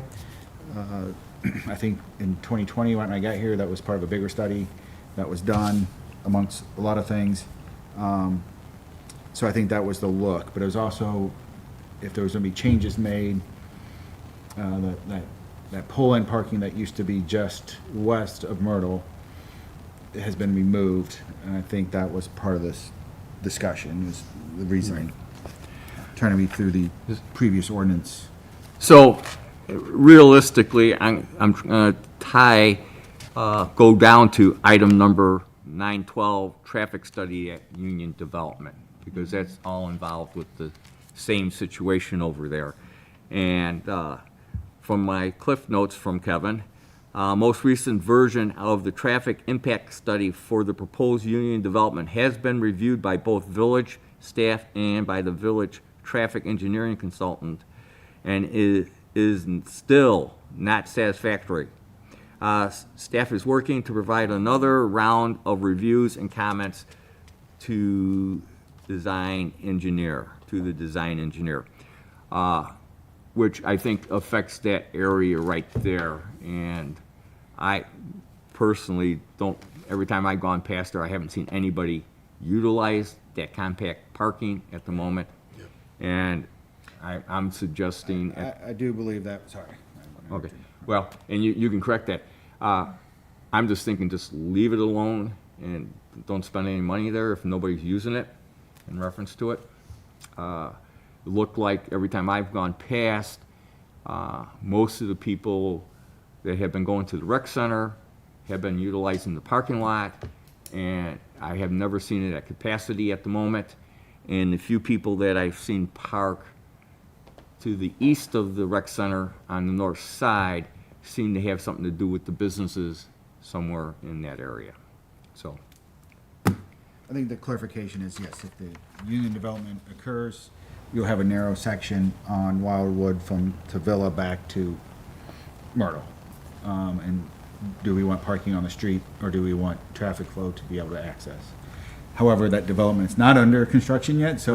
Right. It may not be needed as well to be discussed at this time. yes, Bob. And then I think what we saw, the most current plans for the folks who are developing the union, is that there may be a driveway there, or that's what their preference is. Correct. That was, I think, some of that preference was originally to the tri-trail was going to go on the south side of Wildwood in those original bumped-in parallel parking. That curb was going to be moved out, narrowing the section of the street. However, we removed that section with the pending project, and that was, I think, preference to begin looking at if changes need to be made. Our previous timeline would be probably around this time is what we thought, so I think that's the item. I don't have a time frame on the projection of the project at this time. Yes, Joe? The other thing is, in regard to parking, if the union does in fact go up, they're supposed to be providing us with 100 public parking spaces on their ground level parking garage. So I don't necessarily think there would be much of a need for on-street parking at that point. Well- But we don't know any of this at this point. We need to wait to get the traffic study in, and then whether or not the union actually gets built is another thing we need to wait for. So I really don't know until that traffic study is done what we can be doing. I don't think. And what's approved with the actual building? That's a Right, condition yeah. of the building, I believe. Well, whatever it is, it's not up to us until it gets out on the right-of-way. Right. Right. No, but my point is, I don't think parking is an issue in that area once that building gets built, because you've got the VPRC parking, and you've got another 100 spaces in the union for public consumption. So we don't necessarily need to worry about on-street parking in that area, is what I'm suggesting. Once the building You is. know more than I do about the building, I guess. That's all I can say. Well, it's part of the RDA. Okay. So until we see everything finalized. Right. We can't make any more comments. Agreed. So move the, So should we have a motion to move 910 to table that? Wait. Okay, yes, go ahead. So that 910 is the one we were talking about Yes. originally. So we would table that until we see more information, because we don't have the information regarding the union. Yes, So I make a motion to do that. okay. second.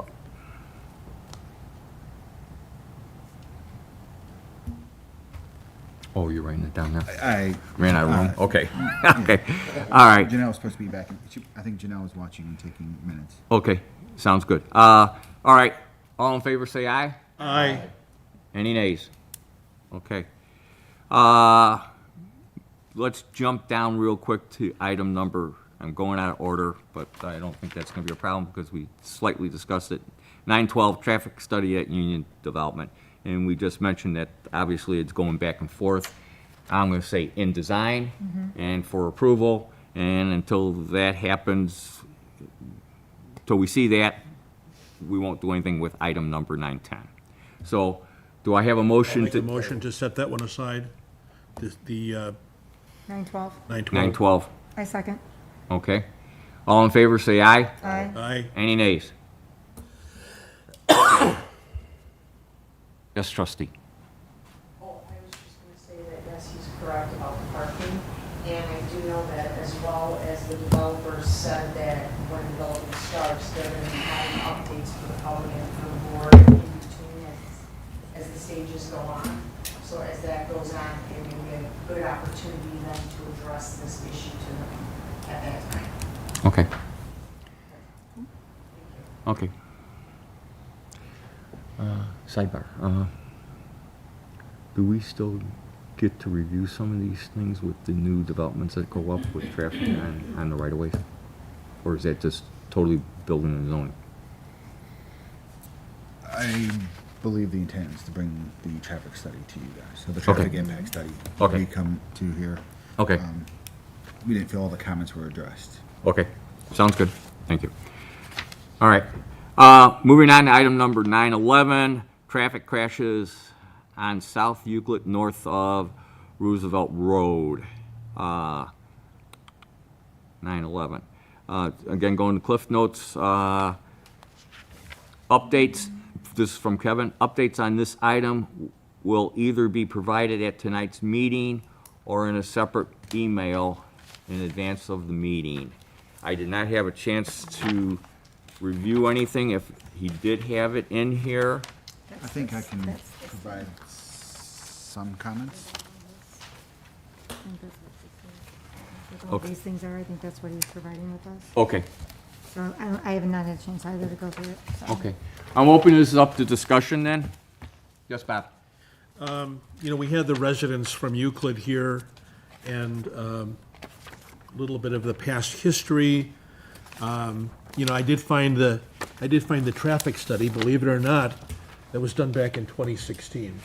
And I think the point was made that there's been recurring serious accidents there, that it is multi-jurisdictional, Oak Brook Terrace, York Township. And,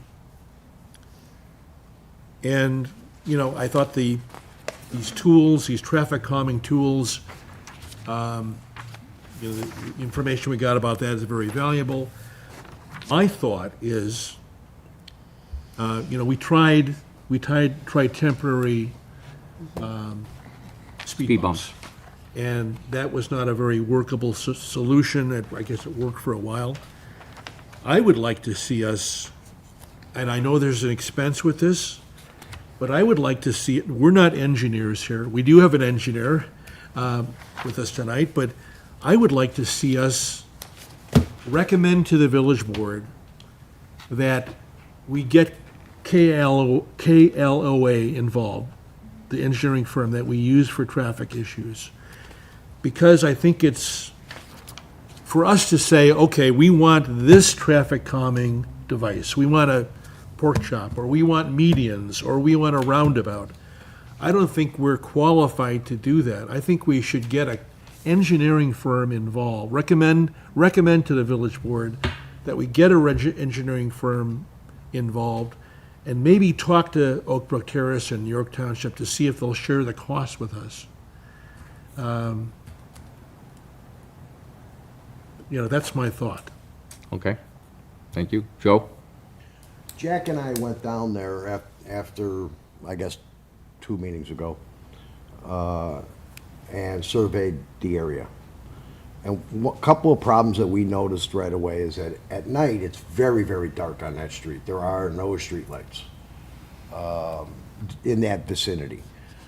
So it's very, very dark. The other thing that we both noticed was that the street is wide enough to have 2 lanes and a parking lane, but the striping is down the center of the street, which makes the parking actually narrowed a little bit, or I should say that the right lane a little bit, narrowed a little bit, if there's cars parked there. And it appears that what happens is that people come out of that Thornton gas station and turn left, drive a little bit recklessly because maybe they're intoxicated or whatever, and then run into parked cars. That's what it kind of appears from all the reports. So the question comes down to what can we do to fix it? I don't know if that's true, that just painting in a parking space is the only thing that'll work. I think it's actually got more to do with, well, when I look at the calming devices, I see a half closure. And I suggested this to Kevin in a quick down and dirty way to try it, which would be at the beginning of the parking area, let's put a K-rail blocking the parking area from the street and with some signage on it. That would be a quick and dirty way to do something. What's the K-rail? You know, those, Jersey barriers? yeah, Jersey barriers, same thing, yes. Forgive me. They're concrete, you see them on construction sites, and they're the concrete median wall that's portable that you can end up putting there. And I believe we have 2 of them over by the car wash up off of North Avenue and Addison Road. Right.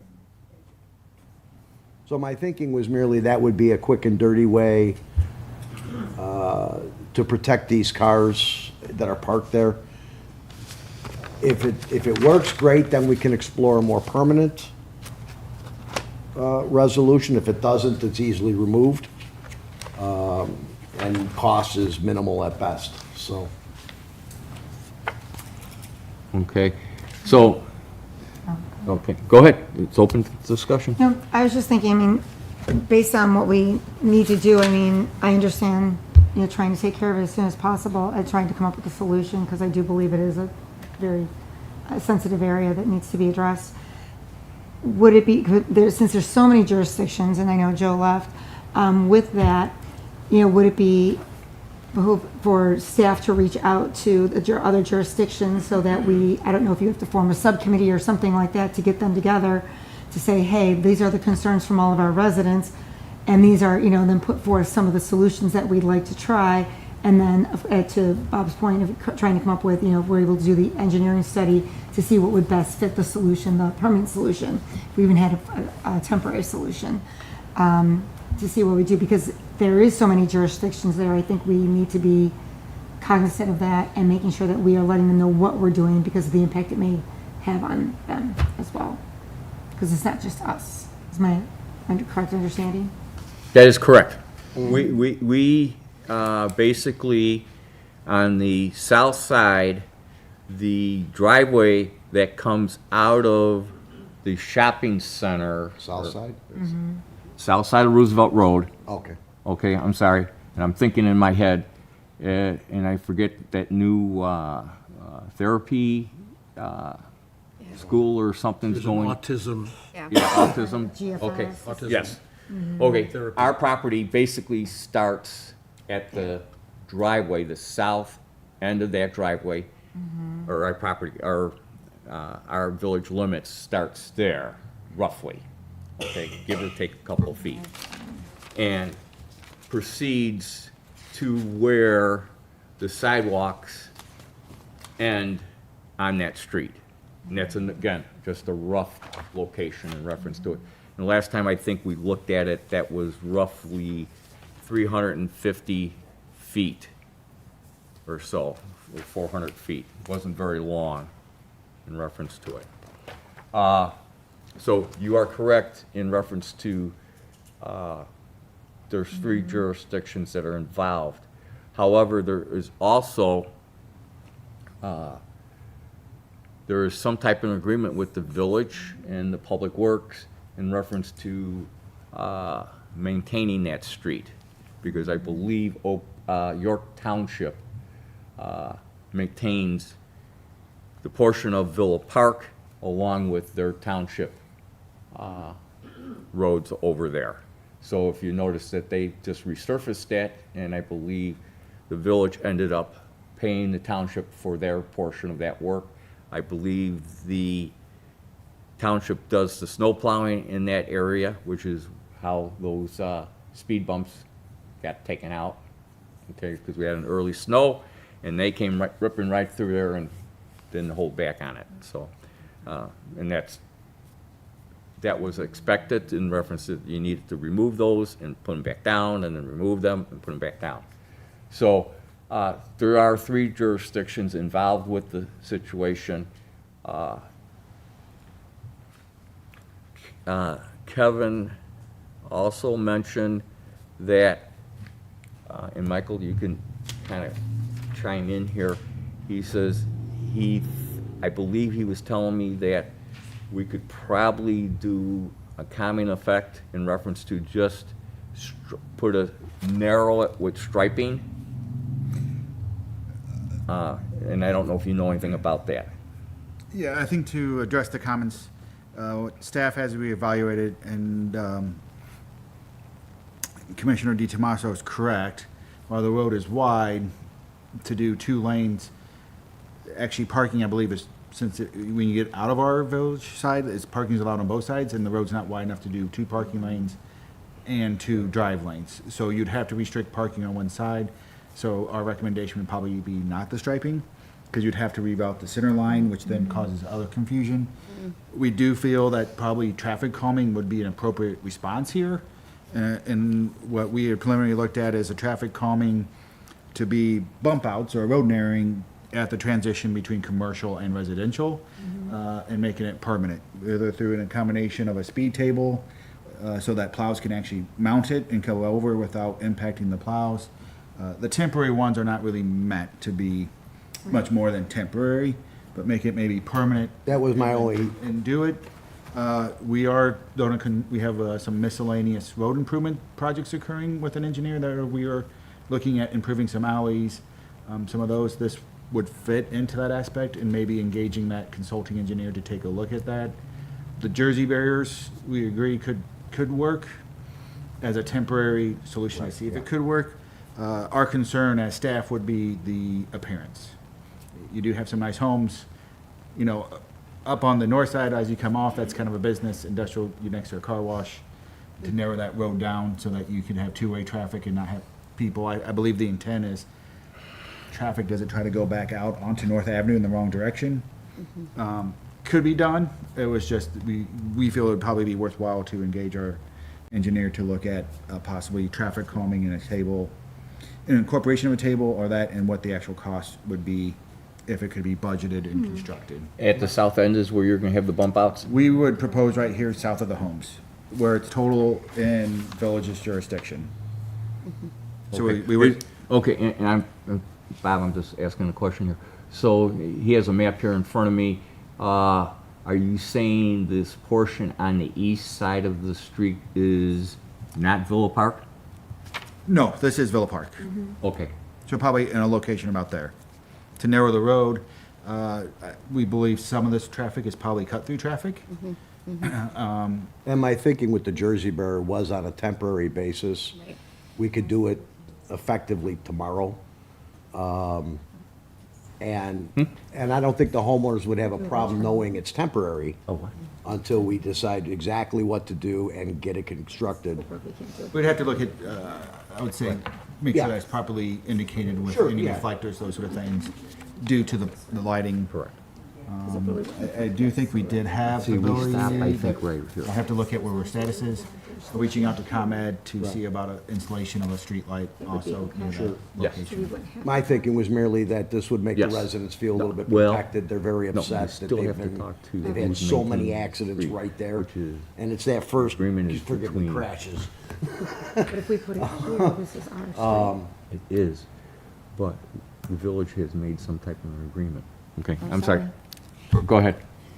So that was my thought as to the Jersey barriers. I'm sorry, Okay, Bob. go ahead, Bob. So I mentioned this before, the former GFS or whatever, and now it's an autism therapy center. There is a no left-hand turn sign there, but it's faded. And I think putting a fresh sign there would help. And I'm not sure if there's no left-hand turn out of Thornton's, but that's part of the issue. That there is maybe a truck, trucks will stay overnight there, then they'll turn left, out of that area and go north on Euclid. I think refreshing that no left-hand turn sign would help. Okay.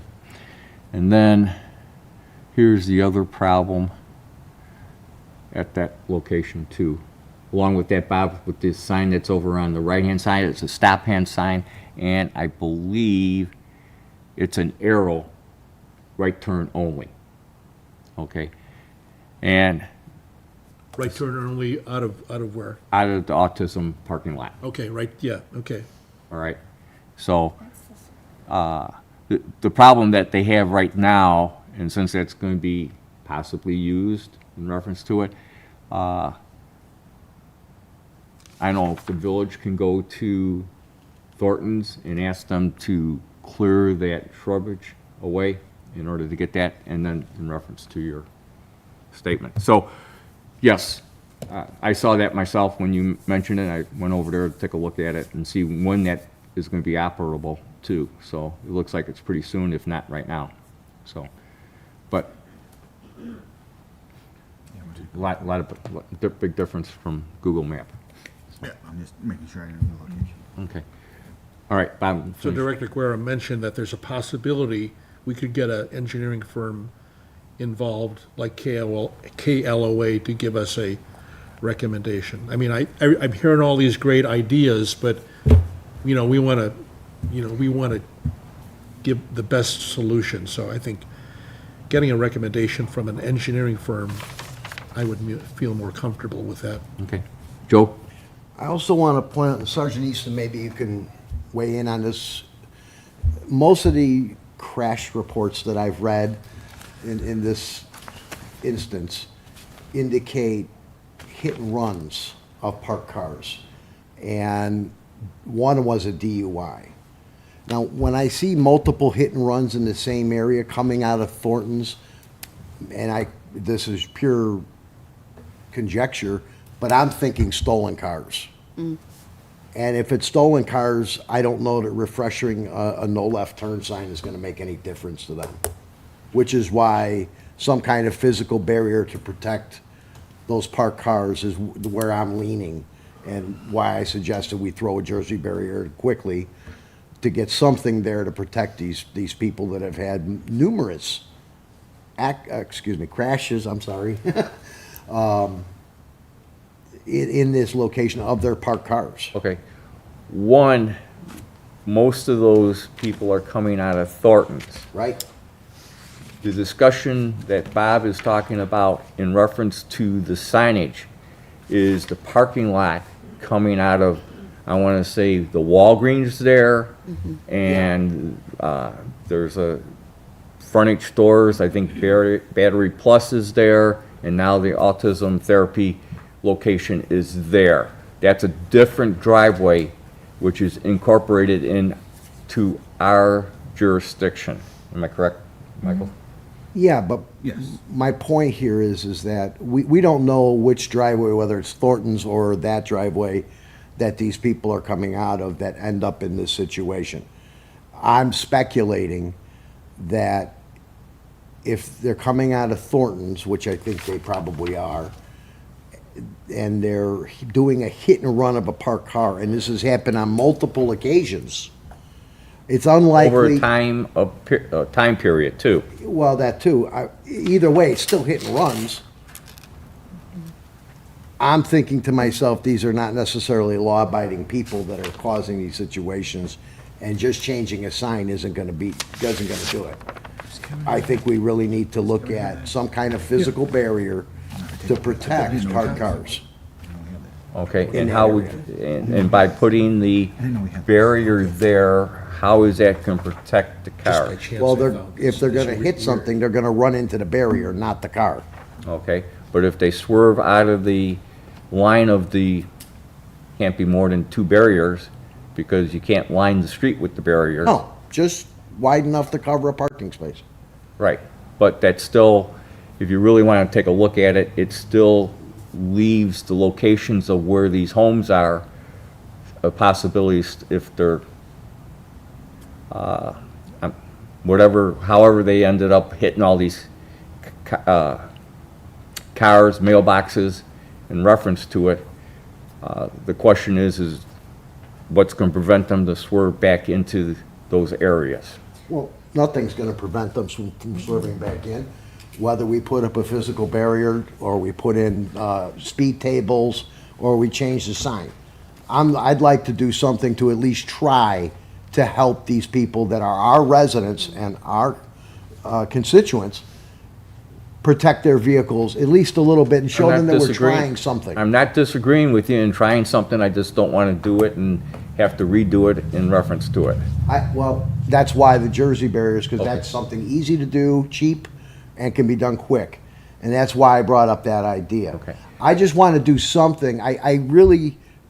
I'm frustrated with this commission because we always seem to table. We need more info, table. And nothing gets done. And we have residents that come here and sit here for 2 hours and then they feel like nothing happened. These people have been dealing with this for quite a while, and I'm just looking for something we can do to at least try to help them. I realize that we need engineers for a permanent solution and all that kind of thing. I'm looking for something that we can do quickly to at least give them a shot and let them know that, hey, we're trying. We're doing everything we can.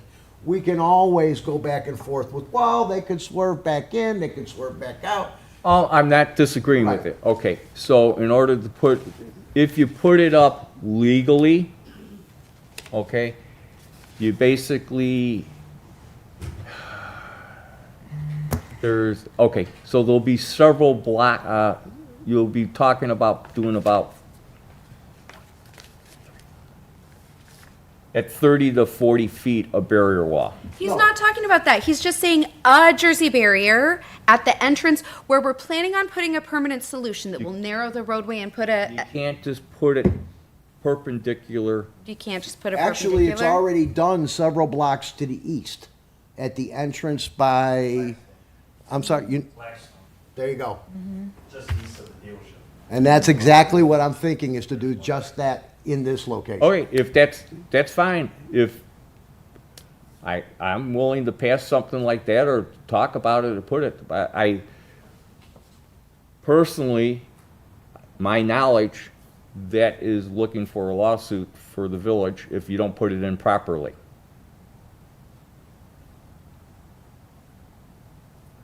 Well, we are, like I said, we already have another one. I'm a few blocks I'm away. not disagreeing with, and I'm not saying that is according to, and if somebody hits that at a certain time, they could sue the village. And all I'm saying is, I'm looking for expertise on it, but I do know there are rules and regulations of how you have to put those things in so that you can properly not be liable.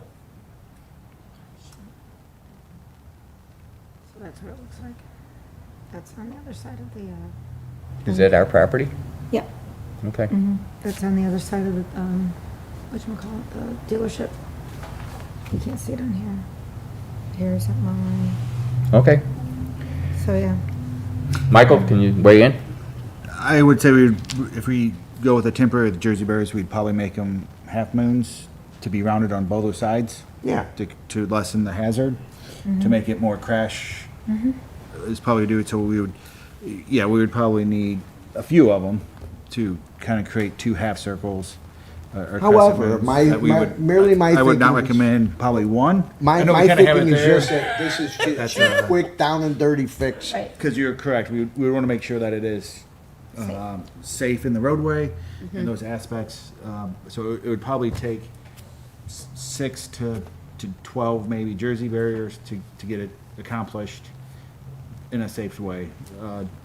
Just depending how they're pinned, like, depending on how much the length it is. But that is something that we can explore. But yeah, we're planning to try to maybe engage our engineer as well. Okay. Look at that option. Okay. Go ahead, Bob. Well, if Commissioner DiTomaso is making a recommendation that we recommend Jersey barriers where appropriate, I'll second that motion, Okay. if he's making that motion. Sure. Can I amend the motion? Is that allowed?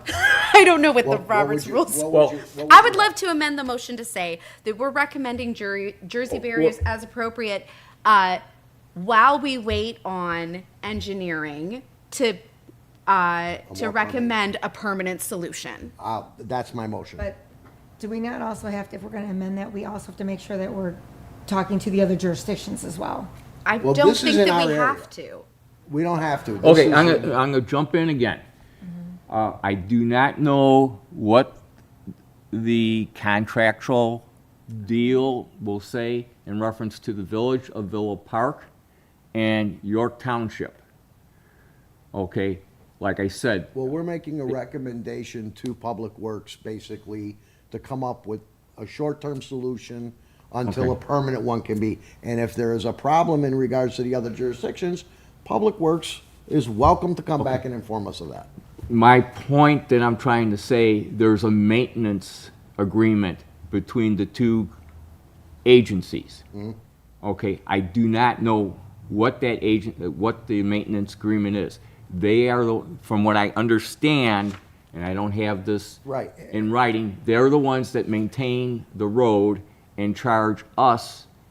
And if this recommendation cannot be achieved due to those maintenance, Public Works can come back and let us know that at a I future. just want to make you aware of that situation. And that's what happened to I am. the speed bumps 6 years ago. I'm aware. So, So okay, that's my motion as amended. okay. Bob, you So, wanna, did you second? I second the motion. as amended? Yes. Okay. All right. All in favor, say aye. Aye. Any nays? Okay. Fantastic.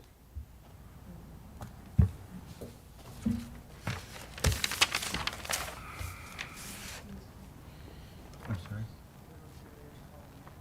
Jersey Berry. Jersey. That's one name.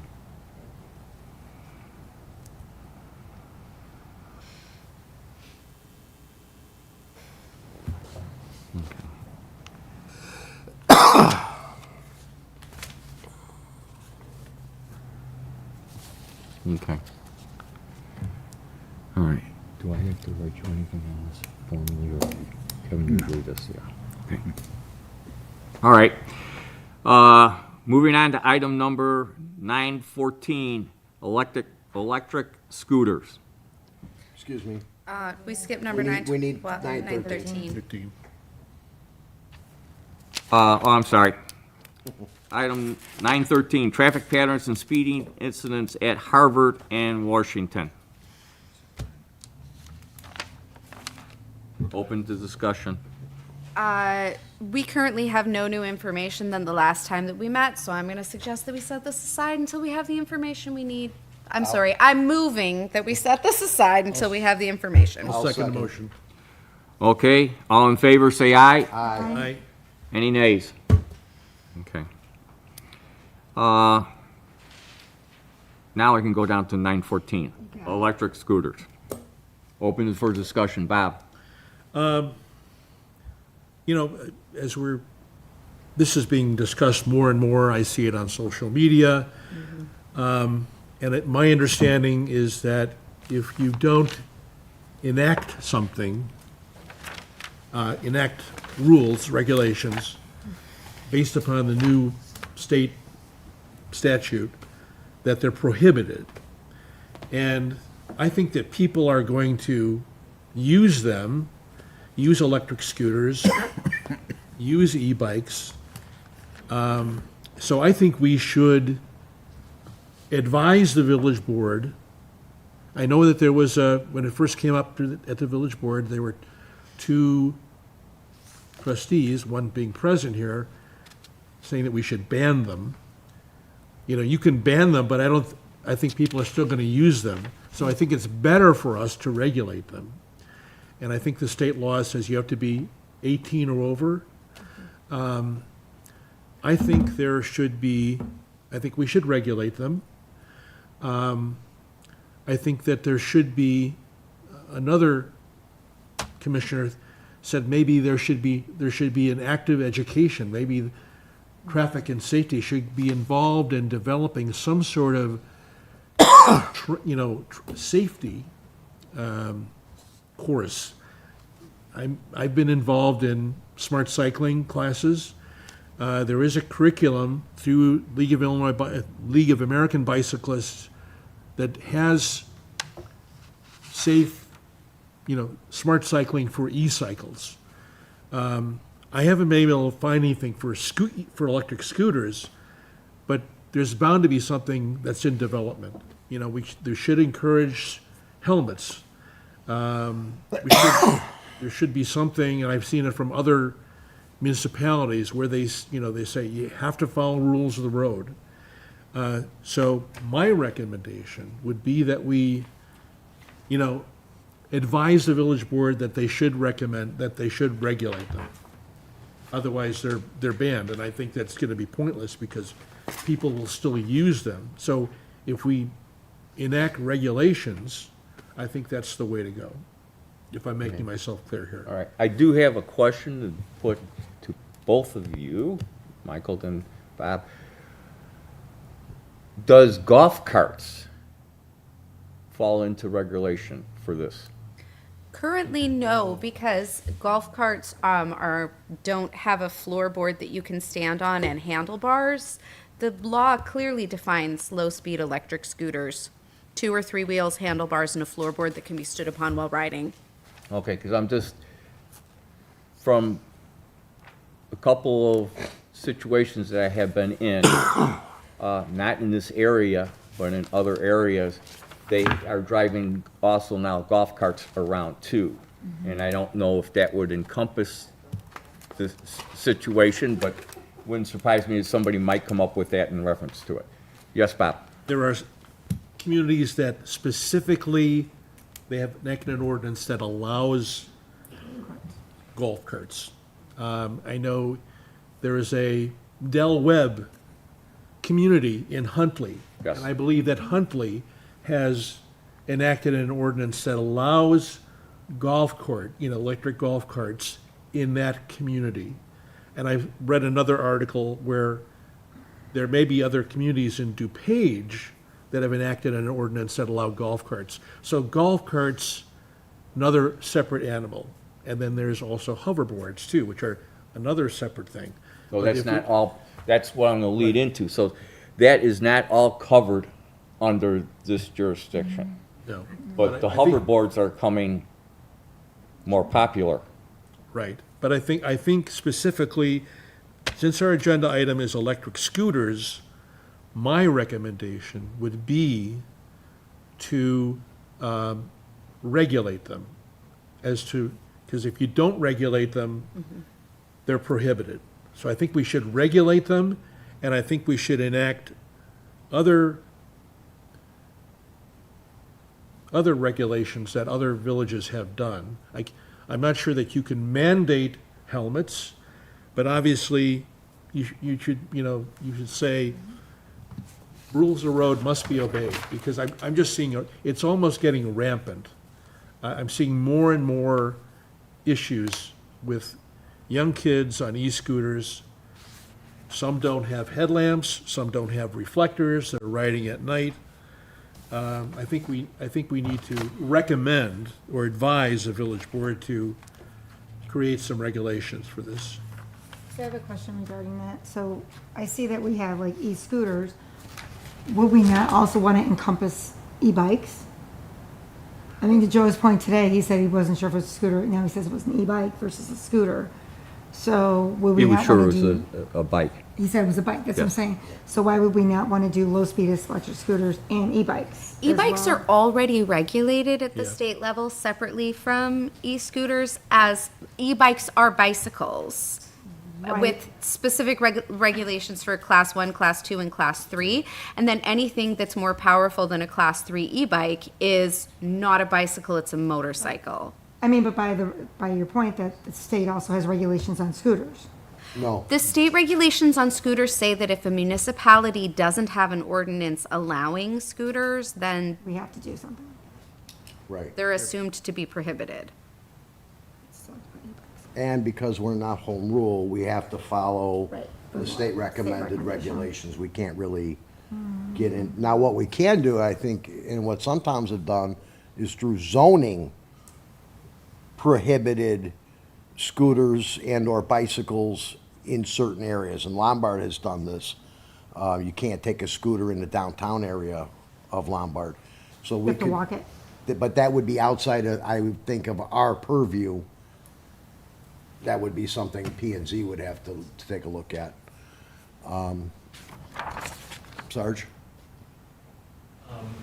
I just wanted to put my 2 cents in here, because I know the village is looking at an ordinance for the e-scooters.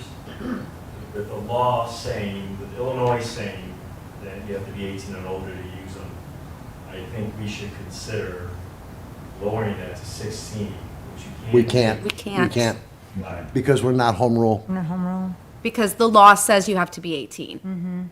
So we can't supersede that. That's like saying that in Villa Park you're allowed to drive a car when you're 14. We can't do that.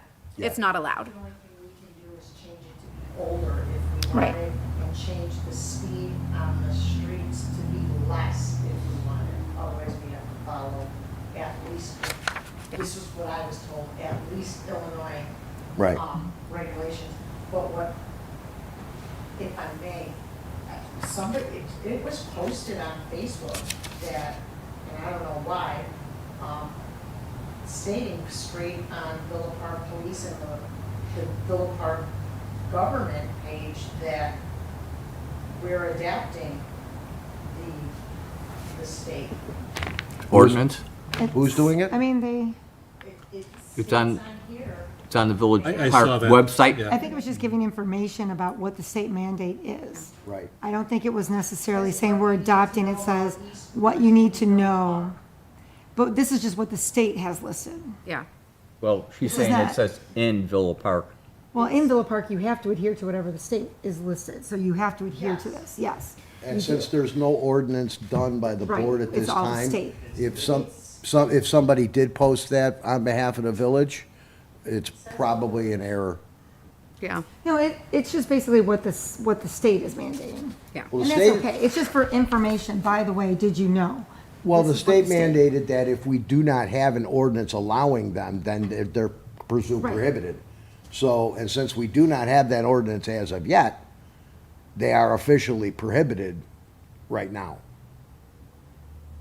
Correct.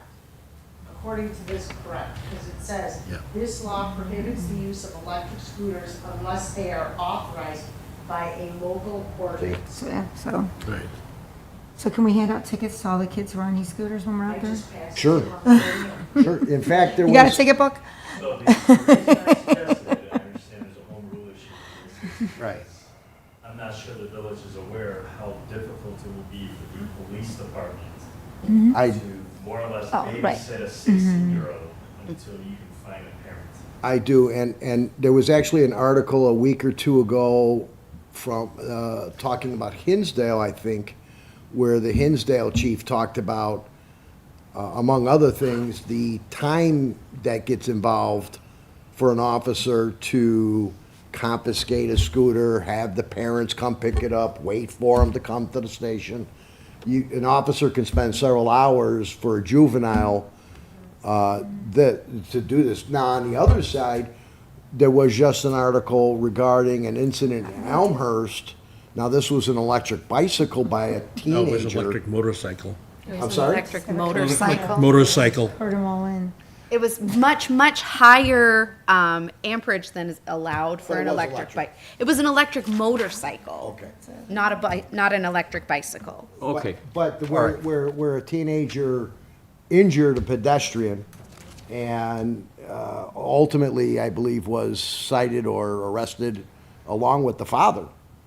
Okay, but that gets into all the legal crap on it, and I'm not going there with this.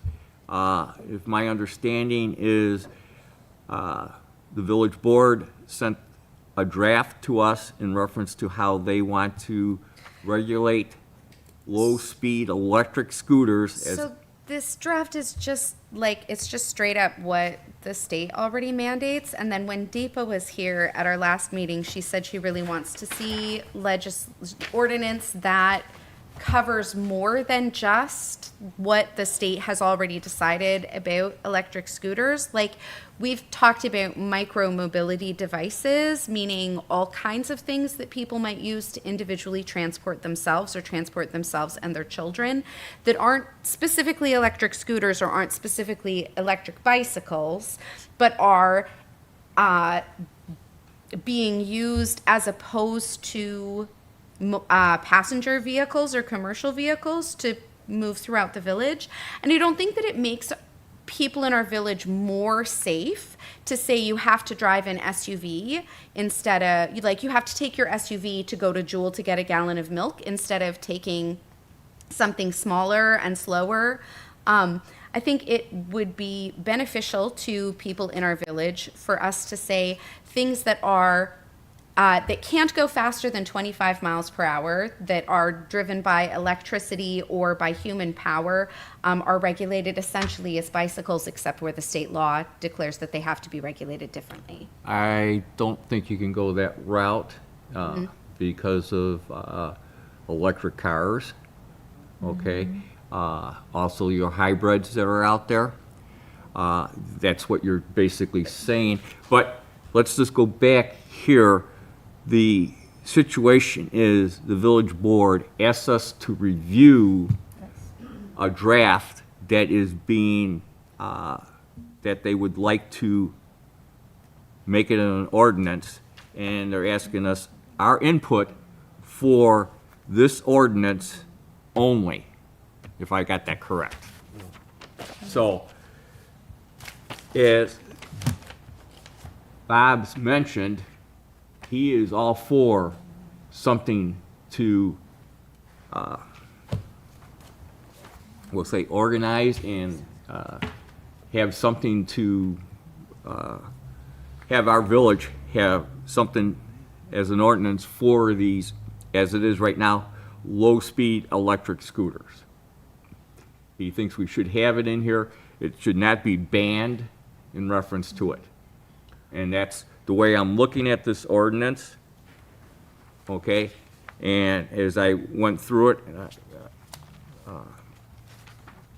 I started to go off and think about electric bikes and other things as you were doing, Trish, and had to focus back in to what they're trying to do here.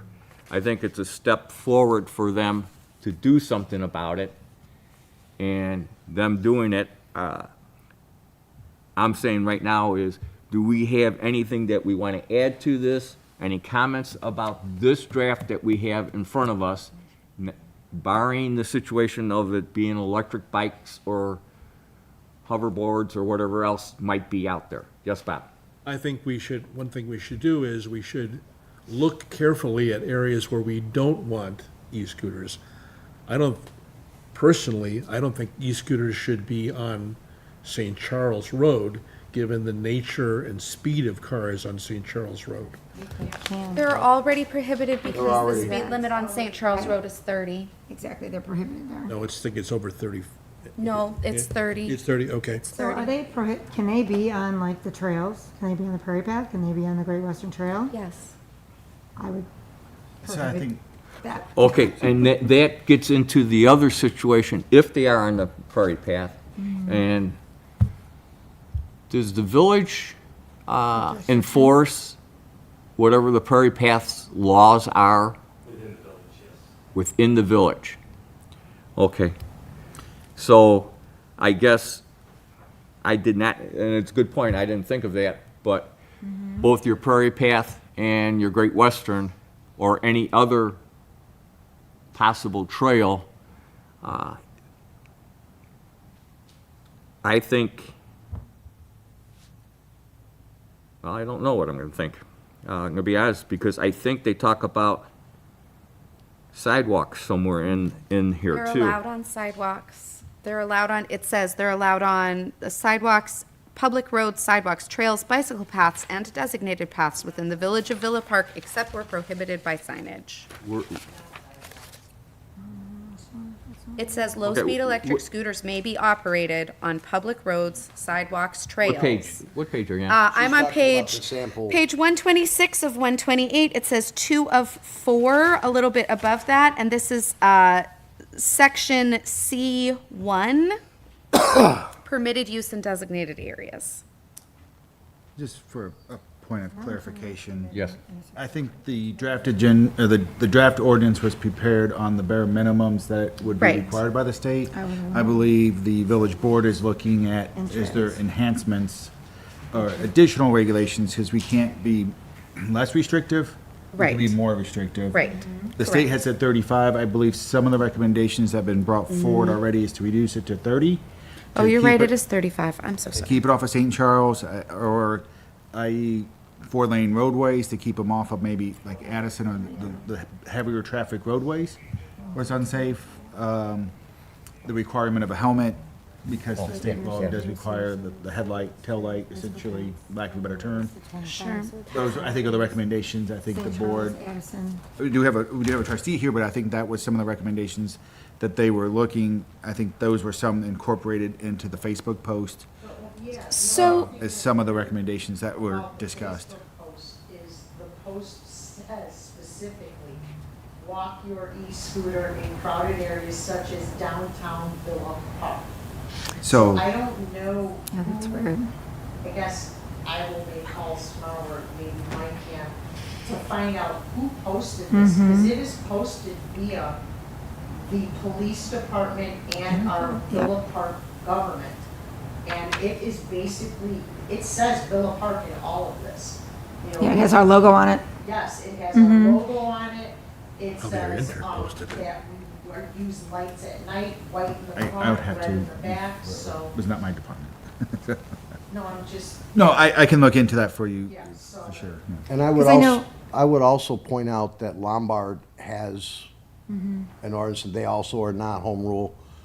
And I would look for us to be consistent with them, if for no other reason, continuity of areas back and forth. We don't necessarily want to be different than they are.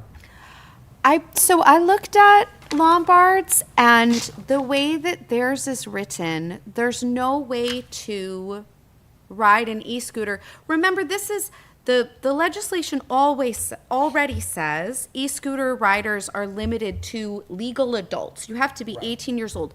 There's no way for a legal adult to ride an e-scooter in Lombard crossing St. Charles Road unless they're crossing at Grace or on the bridge. No, there's no way for them to ride across St. Charles. Right, that's what I'm They can saying. Get off But and walk it across. while that's true, it is not more unsafe for the public for somebody to be riding an e-scooter than it is for them to be driving an SUV, right? And so making it much harder to ride an e-scooter as a mobility device than it is to drive an SUV as a mobility device, I don't think that enhances public safety. Right? Well, I think you I have a want, visibility issue when you're on a scooter as opposed to an SUV. but the person who's in danger riding an e-scooter is the e-scooter operator. And that's not entirely true, because if I'm driving and at the last minute I see that e-scooter in front of me, I'm gonna swerve, maybe hit somebody else, maybe hit a pedestrian, maybe I get injured in an accident because I end up hitting a light pole, whatever. Crash. Excuse me. I'm trying. You're trying. But I mean, there are other ways for other people to become injured, not just the e-scooter rider. So there is a visibility issue with them. There is, because they're so small, you don't even necessarily notice that they're a device, unless you really look at them. So I don't have any problem with the idea that you have to walk it across St. Charles Road or perhaps another street. I don't have a big problem with that. Whether people comply, that's another matter. To me, it's the same thing as a head.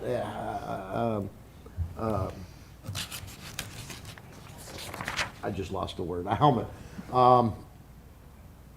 That's something that would only affect really that individual if they chose not to wear that. But as far as whether or not other people are affected by them riding across St. Charles or wherever, yeah, the other people can be, I would say. Okay, Sergeant, I have a question. I'm driving on the road, okay, with my e-scooter. that automatically makes me breaking the law today. today, Makes you what? breaking the law. Right, because we don't have an ordinance. Okay. And however, it looks like the board is trying to say, yes, you may operate this on public roads, sidewalks, trails, bicycle paths, and designated paths within the village of Villa Park, except where prohibited by signage. Which, No, But this is just a draft. where didn't this draft come from? The village attorney, The draft came from, Former village Does this come attorney. from the current attorney or the the former. this was former the attorney? previous one based on the minimums that the state requires. You can So require more. we can modify, we but you can can say modify. to modify. You can't make it less than these, but you can make it more than these. Does that make sense? Yeah, so like if we wanted to go in there and say, be restrictive and say, no sidewalks, trails, bike paths, or designated paths. We believe could that is- say that. I believe that is correct. You could say like, no streets over the limit of 25 miles per hour. Mm-hmm. So that way, they can't be on St. Charles, they can't be on, you could say stuff like that. I think, yeah. Can we raise the fines? I believe the, Okay, I'm just gonna go maybe. out. That would be a. What is the board's intent on schedule of trying to review this? And again, we don't get the agenda, we have a coffee with the board, might be a good place to come and bring it up, it's gonna be on the 12th. My suggestion is I can talk about that there, bring it up there, and see what the intentions are, but we're not gonna get the agenda until the next meeting, the Friday before, which is. Well, you would have, the agenda comes out on the 11th because it's the 14th. So by the time we have coffee with the board, So we won't know if we're even discussing it at the next meeting until the agenda comes out on the Okay. 11th. But coffee with the board is on the 12th, so, yeah. The it's- website says the 5th. Okay, Yep. yes, Bob? No, it's being. I'm just going to repeat what I said last meeting. I looked for some place within DuPage County that sells e-scooters. And the only place I could find was Best Buy. And Best Buy, there is a variety of different power, not amperage, but there was one e-scooter that could go 28 miles an hour. There was a variety of e-scooters. So this is a little bit more complicated, you know. Define low speed. Okay, Yeah. I'm kind of maybe going your route here at the moment. Yeah. Because evidently, okay, I thought this was a draft in reference to what you wanted to propose, this move on. And from what I'm understanding right now, from comments from yourself here, is, no, it's not intended to be riding on sidewalks. Okay, And just, that was what I got from what was posted by whoever is in charge of, but it's also in this package. okay. So This that's, is the first time I've seen this draft, just so you know. okay, We have not seen this yet as trustees. okay. At least it hasn't been sent to me. This is the first time I'm seeing this. Okay, I'm looking at this, and I'm looking at what was posted. okay. To solve the situation that I'm looking at right now, okay. I'm asking for a motion to table this draft. Go over it, okay? And what people, our comments of the different things, speed I'll make limits. that motion. And stuff like that. Because, and obviously, because the board hasn't seen it. I don't know where this came from in reference. I agree that we need to come up with something. I want to put recommendations in reference to this draft back to them and stuff. And I make since that you're motion. not, you know, I wasn't too excited about some of this and stuff, so, all right. So, I'm asking somebody to make a motion for it. Joe did. Do we have a second? Vicky? All in favor, say aye. Aye. Aye. Any nays? Nay. Nay. Okay, 2 nays. So, There's five, so procedure here. Technically it'll be a tie, so your vote would go into effect. So it'd be 3-2. No, there were 2 nays, there's 5 people here. Yeah, 2 nays and 2 yeses, and then he's the tiebreaker, so Oh, he yeah, gets to yeah. decide. Correct, yeah, so, yes, I say table it. Fair enough. Okay. But I do want you to look at this a little closer. I read this, and I kind of went different ways, and I was like, okay, if they want them to write on this, but it just sounds like the board has not even looked at this correctly either. So and I'd like to find out where it came from in reference to it. If you guys haven't seen it. And then, Tina, would you actually be able to make sure that the new council looks at it? Yes, I will make sure. I can send it to them. Thank you. Okay. This was presented to the village board by former village attorney Melissa Wolf. Okay.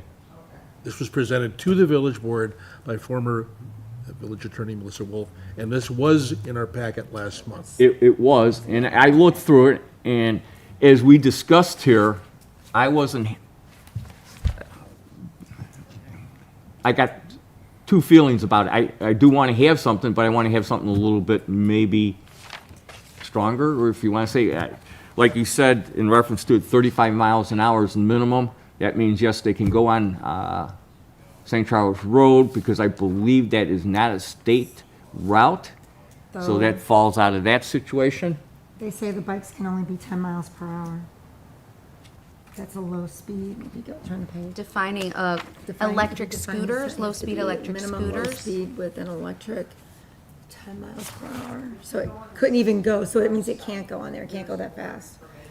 Well, yeah, what I'm saying, so there's that just, 35. I I just hear you. don't We gotta like, look at it. yeah. No, I need And- to look at Like, it. and to clarify, because of the definition of a low-speed electric scooter according to this ordinance, the vehicles that this commission is expressing concern about and problem with don't fall inside the ordinance at all. Because a scooter that can go above 10 miles per hour is not, according to this ordinance, a low-speed electric scooter. If somebody is zipping down the street at 28 miles per hour, they are not riding a low-speed electric scooter. They are riding a different type of electric scooter, which is then not regulated by this ordinance, which defines a low-speed electric scooter as having a limit of 10 miles per hour. It can't go faster than 10 miles per hour and still be a low-speed electric scooter. So then, in the next ordinance, we have to address those scooters that go faster than 10 miles. That's what I'm saying. I think that we should need look to more look more. comprehensively Right. at micromobility devices. Instead of just saying like, well, low-speed electric scooters that go under 10 miles an hour, those are covered by this.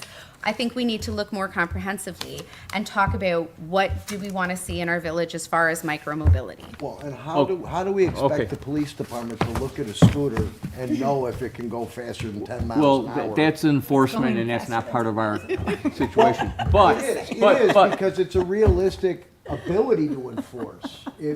How do you expect them to look at this thing going down the street and go, that thing can go faster than 10? okay, what are you gonna do about the 12-year-old that's going down the street and riding it, and, Well, he's not allowed to ride it in the first place because he's not 18. well, yeah, but he pulls them over, they have to bring him into the police station, they have to sit with him until they can locate a parent and everything. I mean, know what? And it's that a has big to Call small. his parent right That there, he's has got to a happen phone. regardless of Call your whether the parent right board now. enacts this So, ordinance. Yes. point of order, we've The dispensed 12-year-old? with this issue. We- This is tabled. This is tabled, This and is that's, tabled. that's where I'm going right now. Ourselves. But I'm asking the board, in a way, is to research this a little bit more in reference to if there are other state laws that are out there addressing some of these other electric, Well, Bikes? I would argue they sent it to us to send them a recommendation. right. Not to tell them to Can we- look at it themselves. Well, we have, the lawyer is at our disposal, are they not? How can we connect with the lawyer to see what else is out there? Can you, yeah. Well, that's usually what then Kevin ends up doing, and he goes through that route, because we can't go directly to them. We have to go through that route, and I'll make sure that Okay, I send an email to Kevin and the attorney CC. okay, thank you. so. All right, so we got that table, we're moving on. New businesses.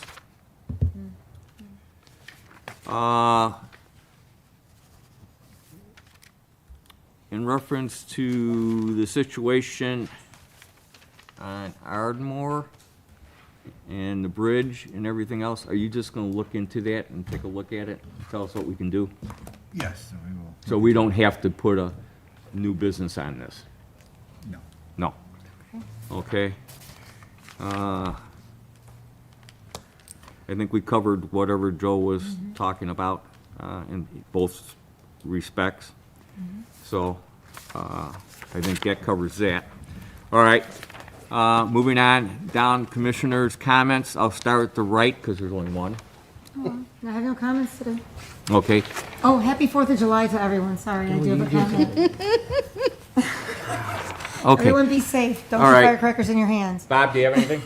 Yeah, very quickly, I just discovered an organization called Families for Safe Streets, and I haven't been able to completely explore that, but they actually have endorse a approach to limiting speeding, and it involves technology. But I can send a link to it, and they offer webinars, and they have a lot of interesting information. So can you send it to Kevin, so when he returns, then he can send it out to us? Yeah, it's purely informational. I don't think I'm going to violate Open Meetings Act by sending it to everybody. I agree. No problem. And just the other thing that I want to just address is I'll be very quick. I just want to thank everyone on this commission, the Traffic and Safety Commission. Unfortunately, Ed McMurray's not here. He's a past chairperson. Carl Timmerman, past chairperson. People have served on this commission for many years. And what's disturbing to me is I've heard remarks disparaging the commission. Oh, the commission pushes it off. Well, and this is we have table items because we didn't have adequate information. We want to address issues. We do address issues. And over the history of this commission, there have been accomplishments that are not being stated. So I want to thank everyone. I want to thank you for being our chair. I want to thank Kathleen Geishecker, if you remember, she was on our commission. You know, if Ed was here, I'd thank him. If Carl was here, Karen. So everyone served, and we do our best. You want to create a new commission? Go for it. But I think that the people who have served on this commission have served because they have the best interest of the Villa Park in their hearts. So it's unfortunate that people disparage the commission and say, well, you don't do things, you put things off. I think there are reasons why. So that's all I have to say. Thank you, Bob. Okay. Tricia? Yeah, I would love to say that the speed of bureaucracy is really rough. The speed of bureaucracy is really rough, but I do appreciate the people who put their time and energy and care and intentionality into serving on village commissions, and I think all of the people who have spent their time on these things deserve recognition and respect for doing that. Thank you. Just Joe. Happy 4th. Thank you. Okay, is it my turn or? Yes, it is, okay. I'm piggybacking a little bit on what Bob has said. I want to thank everybody that's been on this commission. I do not know what the fate of this commission is going to be. We will find out in the future here, but yes, we have done a lot of good things in the village. We are always thinking of all different aspects of how to handle things that is good for the residents and safe for the residents here. And we might not make snap decisions right away, but sometimes you can regret making something, a decision, and if somebody gets hurt because of your decision, I would feel guilty about it. We've handled a lot of problems. We've handled the ongoing forever Ardmore traffic situation for years, which I want to say goes back almost 30 years. We have handled other things, but I just want to thank everybody that's on this commission. I hope we're still around, and we'll see what the village board comes up with, but I deeply, deeply thank everybody for participating. And I'm going to say we don't agree on everything up here, but that's how it's got to be. That's the best way of having a commission, because that's how you're going to get things done, because your ideas are not always right.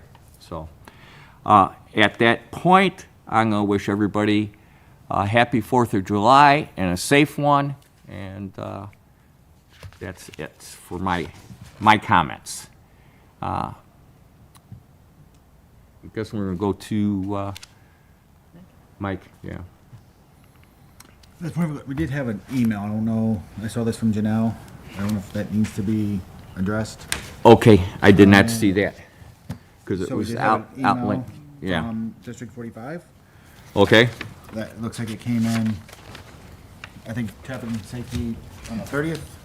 So I don't know if that maybe should have followed under new business. I apologize for out of orderness. I believe Jeff Egan is retiring, but they are looking at a safety committee and maybe reviewing intersections for crossing guards as that's gone back to the schools. I don't know if that, pending the future of the traffic and safety, if that's an item that needs to be addressed in future business or not. I just did not want to leave out I believe there was an email or two, but thank you. those have been, I just didn't want to miss a point of, so I'll defer to you as chair if that's something that needs to be addressed.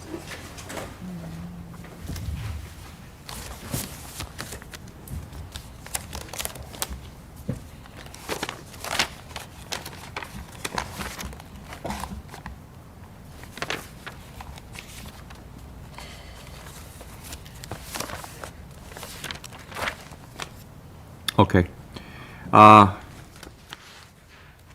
Let me contact him, and then we'll go from there. Okay. Other than that, I appreciate the assistance and recommendations from this board. And yeah, have a happy 4th of July for everyone. I believe the parade does kick off at 10 a.m. on Friday, if anyone wishes to come down. Streets will be closed starting around 8, so please make alternate plans if you're trying to travel through the village Friday morning, especially on some of those side streets that are affected by the parade route. But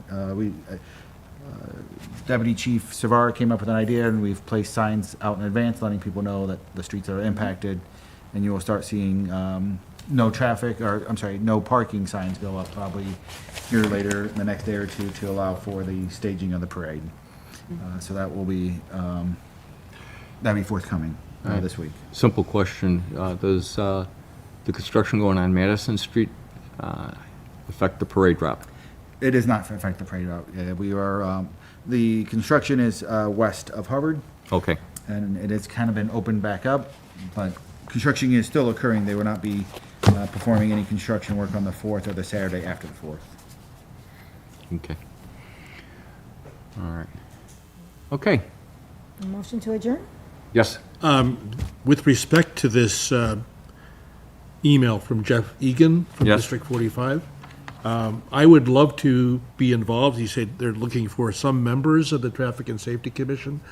Since I kind of work with District 45 as a school bus driver, okay, I'd be very interested in participating with you okay, in this So if you want to set up a meeting, I'm available to participate.